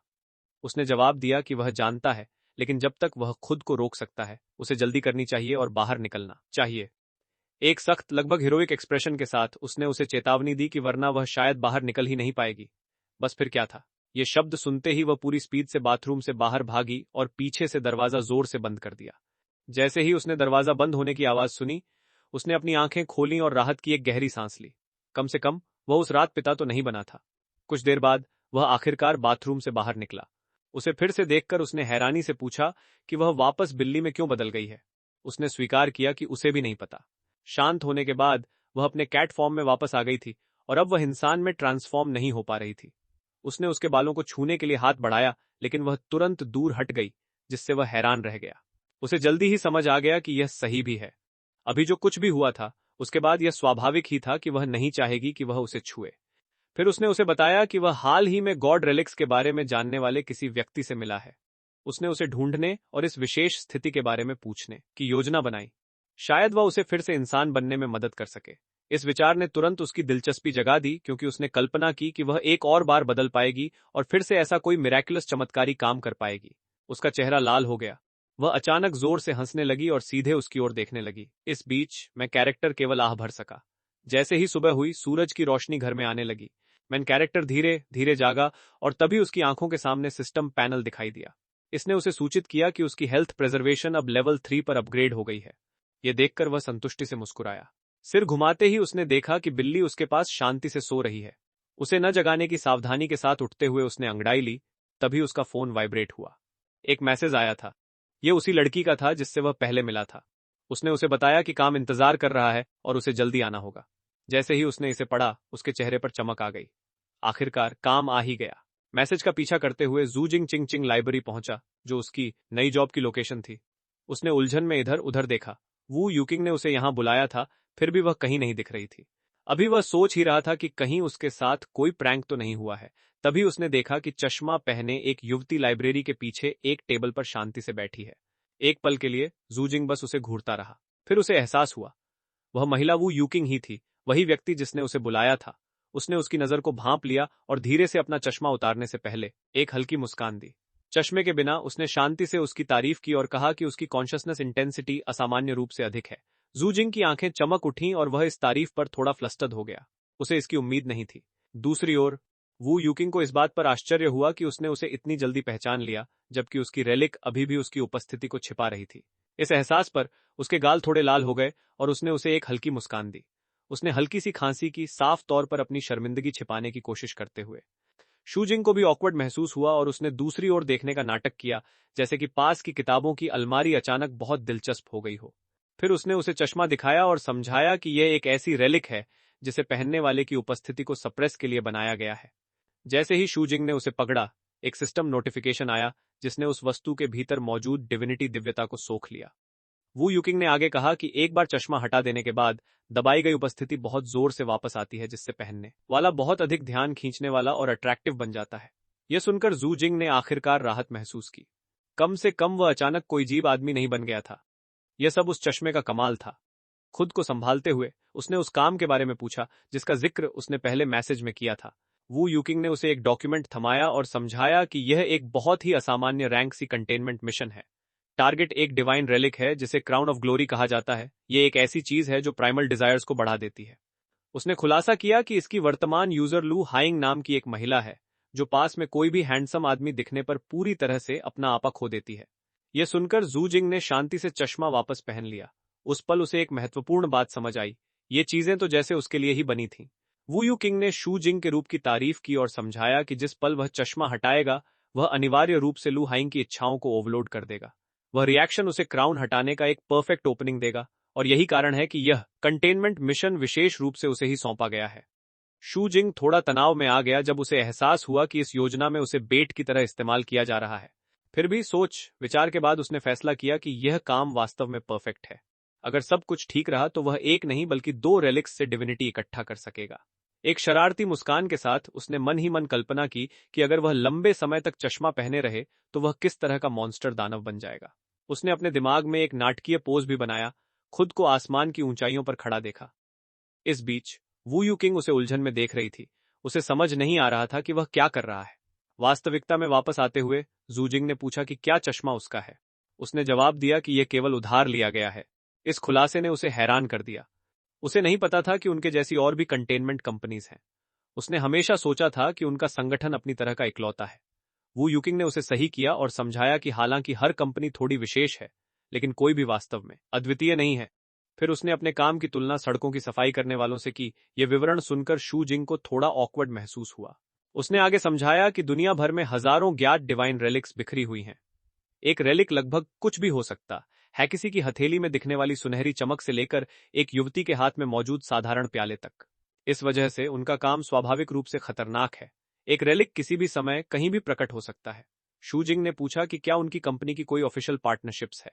वू यूकिंग ने जवाब दिया कि राज्य अधिकांश काम आउटसोर्स को देता है, लेकिन उसने उसे सतर्क रहने की चेतावनी दी। कई अन्य कंपनियां केवल मिशन के पैसों में रुचि रखती थीं। संकेत को समझते हुए जू जिंग ने सिर हिलाया। वह सावधान रहेगा। विषय बदलते हुए उसने कहा कि वह चश्मे के प्रभाव का परीक्षण करना चाहता है, जिससे वू यूकिंग तुरंत उलझ गई। जवाब का इंतजार किए बिना उसने मुस्कान के साथ चश्मा उतार दिया। उसी समय सिस्टम ने वस्तु से बची हुई डिविनिटी सोख ली। तुरंत वू यूकिंग के दिल की धड़कन बढ़ गई। उसकी आंखें चमक उठीं और वह जू जिंग को घूरने लगी। अचानक उसके आकर्षण के पूरे प्रभाव से टकराते हुए एक चार्म नोटिफिकेशन आया और जू जिंग को तुरंत एहसास हो गया कि चश्मे का प्रभाव वास्तव में कितना भयानक रूप से शक्तिशाली था। दृश्य फिर एक व्यस्त सड़क की ओर बदल गया, जहां एक बस शांति से गुजर रही थी। बस के अंदर जू जिंग खुद को तैयार करने के लिए मिशन फाइल का अध्ययन कर रहा था। दस्तावेज में लू हाइंग का प्रोफाइल दिख रहा था, जो एक 45 वर्षीय महिला थी जो अक्सर बार और नाइट क्लबों में जाती थी। जू जिंग ने गौर किया कि उसकी जीवन शैली एक अंडरवर्ल्ड क्वीन पिन की तरह ही थी। क्राउन ऑफ ग्लोरी की शक्ति का उपयोग करके उसने पहले ही एक इलाके पर कब्जा कर लिया था और स्मॉल रोज गैंग नाम का एक गैंग बना लिया था। तब से वह रोजाना स्थानीय पुरुषों को निशाना बना रही थी और उनकी जीवन शक्ति चूस रही थी। साथ ही वह मुकुट खुद भी उसकी इच्छाओं को लगातार बढ़ा रहा था। उसकी इच्छाएं जितनी तीव्र होती, रेलिक द्वारा मिलने वाले बोनसेस उतने ही बढ़ते जाते। अगर कोई हस्तक्षेप नहीं करता तो मुकुट की शक्ति बिना किसी रोक टोक के अंतहीन रूप से जमा होती रहती। स्थिति को सुलझाने का एकमात्र तरीका उससे वह मुकुट हटाना था, तभी सब कुछ सामान्य हो सकता था। आखिरकार बस साउथ डिस्ट्रिक्ट पहुंच गई। जू जिंग बस से उतरा और अपना चश्मा ठीक करते हुए मिशन पूरा करने के लिए तैयार हुआ। साउथलैंड जिले में एक आदमी के पेट में बैट से वार किया गया और उसके मुंह से खून निकल आया। पास ही बल्ला पकड़े हुए व्यक्ति ने शांति से टिप्पणी की कि जो मन में आए वह करने का एहसास बहुत ही नशीला होता है। एक बूढ़ी औरत जोर जोर से चिल्लाई और घोषणा की कि वह जैसा चाहे वैसा व्यवहार कर सकती है और जो कोई उसे नियंत्रित करने की कोशिश करेगा वह उसे पीटेगी। थोड़ी दूर पर एमसी मुख्य पात्र केवल देख रहा था। उसने उस महिला को अत्यधिक सनकी माना, लेकिन उसके सिर पर मुकुट देखकर उसे एहसास हुआ कि वही उसका टारगेट है। तभी एक बुजुर्ग व्यक्ति उसके पास आया और उसे धीरे से सावधान रहने की चेतावनी दी। उसे सिस्टर ल्यू कहकर संबोधित करते हुए वह चिढ़ गई और जानना चाहा कि किसने उसे बताया कि वह जा रही है। उसने आगे उससे अपने 2 बेटों के ठिकाने के बारे में पूछा और चाहा कि उसने आज उन्हें क्यों नहीं देखा। वह आदमी हकलाने लगा और पूछने लगा कि वह किस बेटे को देखना चाहती है और कहा कि वह उसे तुरंत बुला लेगा। उसने मुस्कुराते हुए करीब आकर सवाल दोहराया और कहा कि उसे दोनों चाहिए। गली के दूसरी ओर से एमसी दृश्य को देखता रहा। उसे याद आया कि उस महिला कंपनी वाली ने एक बार सुझाव दिया था कि वह उस बुढ़िया को रिझाए एक ऐसा काम जिसका सामना करने के बजाय वह मरना पसंद करेगा। अचानक डकैतों का एक और समूह आ पहुंचा। उनमें से एक चिल्लाया कि सीनियर ब्रदर द्वैन उनके इलाके में कदम रख रहे हैं और घोषणा की कि वह पागल औरत एड बाई यंग अब मरने वाली है। एमसी ने उनकी ओर सिर घुमाया और उसे एहसास हुआ कि बदला लेने की तलाश में कोई दुश्मन प्रकट हुआ है। उसने हिडन रहने का फैसला किया और कुछ समय के लिए सिचुएशन को ऑब्जर्व किया। उस ग्रुप का लीडर हुआन काई पिंग था, जो रेजर गैंग का लीडर था। वह एक बूढ़ी औरत पर चिल्लाया और कहा कि उसने सुना है कि वह पिछले कुछ समय से बहुत एरोगेंट हो गई है। वह बूढ़ी औरत लू हुयांग, जो रोज गैंग की लीडर थी, उसने उसकी ओर पूरी बेरुखी से देखा और शांति से पूछा कि वह कौन है। उसके गैंग मेंबर्स, जो असहाय चोरों की तरह पीटे गए थे, चिल्लाकर बूढ़ी औरत को बताने लगे कि उसके सामने खड़ा आदमी रेजर गैंग का हुआन काई पिंग है, वही आदमी जिसने उन्हें इतनी बुरी तरह इंजर किया था। इससे लू हुयांग का इंटरेस्ट जाग गया। वह मुस्कान के साथ हुआन के पास गई, उसे ऊपर से नीचे तक देखा और इस कंक्लूजन पर पहुंची कि उसका फिजिक काफी अच्छा है। उसने मुस्कुराते हुए पूछा कि क्या वह बिग सिस्टर के साथ खेलना चाहता है। इस प्रोवोकेशन ने रेजर गैंग के लीडर को पूरी तरह एनरेज कर दिया। उसने उसे गाली दी और आगे बढ़ा, चिल्लाते हुए कि उसे उसका टेरिटरी इलाका वापस कर देना चाहिए। उसने बड़ी आसानी से उसके अटैक को अवॉइड कर दिया। उसने कई और स्ट्राइक्स किए, लेकिन वह बिना किसी मेहनत के उन सबसे बचती रही। गुस्से से पागल होकर वह उस पर चिल्लाया और डिमांड की कि अगर उसमें वाकई करेज है तो वह भागना बंद करे। साइडलाइंस से एमसी ने आखिरकार सिचुएशन को समझ लिया। उसे रियलाइज हुआ कि यह इलाका पहले रेजर गैंग का था, लेकिन लू ही यांग की रोज गैंग ने इस पर कब्जा कर लिया था, जिससे दोनों फैक्शंस के बीच गहरी दुश्मनी पैदा हो गई थी। उसने मन ही मन सोचा कि ये एक गैंग वॉर के अलावा और कुछ नहीं है। जब रेजर गैंग के लीडर ने कहा कि वह छिपती रहे, तब उसने अपने सभी सबऑर्डिनेट्स को उस पर अटैक करने का ऑर्डर दिया। वे मॉकिंग स्माइल्स के साथ आगे बढ़े, रोज गैंग के सदस्यों से भिड़ गए और उन्हें स्कूली बच्चों की तरह आसानी से हरा दिया। उनमें से एक ने एक जवान लड़के के सिर पर ईंट दे मारी। यह देखकर लू हुई यांग दंग रह गई और वह लड़के का नाम चिल्लाई लिटिल बाओ। एक और आदमी डर के मारे चीखा, यह रियलाइज करते हुए कि घायल युवक उसका बेटा था। इस बात ने उसे रेज में भर दिया। उसने रेजर गैंग के सदस्यों को नीच कहकर गाली दी और चिल्लाई कि वे उसका मजा खराब न करें। हुआन काइपिंग मुस्कुराया, यह देखकर कि वह औरत अब सीरियस हो रही है। अगले ही पल वह उस पर अटैक करने के लिए आगे बढ़ा और डिक्लेयर किया कि अब वह अपनी रियल स्ट्रेंथ दिखाएगा। आउटकम ने एमसी को सरप्राइज कर दिया जब उसने देखा कि वह उड़कर पास की एक बंद कन्वीनियंस स्टोर में जा गिरी। जमीन पर मलबा फैल गया। फिर भी वह मुस्कुराती रही और कहा कि चीजें अब इंटरेस्टिंग हो रही हैं और वह उसके साथ कुछ मूव्स एक्सचेंज करेगी। वे दोनों जिद्दी लड़ाके एक दूसरे पर पागलों की तरह हंसे और फुल स्पीड से एक दूसरे की ओर बढ़े, हमलों की बौछार कर दी। उनकी मूवमेंट्स इतनी तेज थीं कि उन्हें नेकेड आई से देख पाना लगभग नामुमकिन था। एमसी ने शांति से ऑब्जर्व किया और जल्दी ही समझ गया कि हुआन काइपिंग कोई साधारण थग नहीं था। हुआन ने अपनी हथेली को ब्लेड की तरह चपटा कर लिया। उसका हाथ लोहे की तरह तेज हो गया जो हवा को चीर रहा था। फिर भी लू हुई यांग को केवल एक हल्की वूंड आई। यह साफ हो गया कि मार्शल स्किल के मामले में हुआन उससे कहीं आगे था। हालांकि लू हुई यांग की ड्यूरेबिलिटी बहुत ज्यादा थी। चाहे वह कितना भी अटैक करे, वह उसे गंभीर चोट नहीं पहुंचा पा रहा था। उसी समय सिस्टम ने एमसी को नोटिफाई किया कि डिविनिटी अब्सॉर्प्शन पूरा हो चुका है। वह मुस्कुराया, यह जानकर कि प्रोसेस आखिरकार खत्म हो गया। एक और नोटिफिकेशन आया जिसमें उपलब्ध अपग्रेड्स दिखाए गए, physical strength, physical defence, reaction speed, calculation ability, concentration और मेमोरी। अपने चश्मे को ठीक करने के बाद उसने फिजिकल स्ट्रेंथ अपग्रेड करने का फैसला किया। उसे याद आया कि उसने पहले स्पीड चुनी थी, इसलिए इस बार रॉ पावर के साथ उसे जोड़ना बेहतर होगा। उसने सोचा कि इस एनहांसमेंट के बाद वह कितना पावरफुल हो जाएगा। फिर उसने एम मोड एक्टिवेट किया और उसकी फील्ड ऑफ विजन में टारगेट्स तुरंत दिखने लगे। एक छोटा पत्थर गोली की तरह आगे बढ़ा। वह फुल स्पीड से चला और रेजर गैंग लीडर के घुटने पर लगा, जिससे उसकी नीकैप शैटर हो गई। एमसी ने नोट किया कि इसका इफेक्ट उम्मीद से कहीं ज्यादा था। हुआन ने झटके से अपना सिर घुमाया और चिल्लाया कि किसने उस पर हमला किया। हालांकि उसने सोचा कि हमला लू हुई यांग ने किया है। उसने उसे गंदी गालियां दी और स्नीक अटैक करने पर शौक जताया। जब उसने खड़े होने की कोशिश की तो उसका शरीर कांपने लगा और उसने अपने लोगों को पीछे हटने का ऑर्डर दिया। लू हुई यांग ने खून थूका और उन्हें कुत्ते कहकर भगा दिया। रेजर गैंग के जाने के बाद एमसी अपनी छिपने की जगह से बाहर आया। लू हुई यांग उसकी ओर मुड़ी और पूछा कि क्या वही हमले के लिए रिस्पॉन्सिबल था। उसने मुस्कुराते हुए मान लिया। जब उसने बंदूक के बारे में पूछा तो उसने अपना जैकेट खोला और कहा कि उसके पास एक तरह की बंदूक है, लेकिन उसका इस्तेमाल वह उस पर नहीं करेगा। उसने उसकी कंडीशन असेस की और पाया कि उसमें कोई रियल कॉम्बैट टेक्निक नहीं थी। लू हुई यांग इस बात से हैरान थी कि इतनी छोटी उम्र का लड़का ऐसी बातें कर रहा है। एमसी ने लड़ने की स्टैंस ली। उसने सोचा कि अगर बात बिगड़ी तो वह उसे हरा देगा। लू हुई यांग ने उसका मजाक उड़ाया। एमसी ने एक गहरी सांस ली और अपने आसपास की डिविनिटी को सोखने लगा। उसे रियलाइज हुआ कि कुछ गलत है। एक छोटे लड़के में इतनी ताकत कैसे हो सकती है। एमसी के चारों ओर एक गोल्डन ड्रैगन ऑरा बन गया। लू हुई यांग पसीने से तर-बतर हो गई और उसका नाम पूछा। उसने शांति से जवाब दिया कि वह उसे सेट कह सकती है। एमसी की आंखें सोने की तरह चमकने लगीं। उसने बूढ़ी औरत के पेट पर एक जोरदार किक मारी, जिससे वह उड़कर दीवार से जा टकराई। फिर उसने उस पर लगातार मुक्कों की बारिश कर दी। उसके स्ट्राइक्स इतने तेज थे कि वह रिएक्ट भी नहीं कर पाई। मुक्कों की ताकत से पीछे की दीवार गिर गई। आसपास के लोग सोचने लगे कि क्या किसी फिल्म की शूटिंग चल रही है। बूढ़ी औरत मलबे से बाहर निकली। वह बहुत गुस्से में थी। उसके सिर से डार्क एनर्जी निकलने लगी। उसने जमीन पर पैर पटका और चिल्लाई कि वह उसे मीट पाई बना देगी। लेकिन एमसी ने बड़ी आसानी से उसके अटैक को डॉज कर दिया और उसके चेहरे पर अपना घुटना मार दिया। खून बहने लगा, लेकिन वह फिर भी मुस्कुराई और उसकी आंखें पर्पल हो गईं। उसने एमसी का हाथ पकड़ लिया ताकि वह भाग न सके। एमसी ने अपनी एम एबिलिटी एक्टिवेट की और अपनी ताकत उसके माथे पर मार दी। वह दर्द से चीखने लगी। एमएससी को अपने मास्टर की बातें याद आईं कि जीत के लिए कोई भी तरीका गलत नहीं होता। उसने उसे एक जोरदार किक मारी और फिर उसके सिर पर वार किया। वह पूरी तरह हार गई। मलबे के बीच वह जमीन पर पड़ी थी। एमसी ने उसकी क्रान उठा ली। सिस्टम ने बताया कि डिविनिटी सब्सटेंस एक्सट्रैक्ट किया जा रहा है। उसने अपने एंड्रॉयड फोन से फोटो ली और अपनी मिशन सक्सेस की खबर भेज दी। उसने उसे जमीन पर पलट दिया। सिस्टम ने दिखाया कि अब्सॉर्प्शन 41 तक पहुंच गया है। तभी एक रहस्यमयी आदमी सफेद कपड़ों और फ्लैशी सूट में वहां आया। उसने एमसी को वह चीज सौंपने को कहा। एमसी ने मना कर दिया, जिससे वह आदमी गुस्सा हो गया। उसने एमसी की लेवल एस्टिमेशन की और उसे कमजोर समझा। दोस्तों, आज की कहानी यहीं खत्म होती है।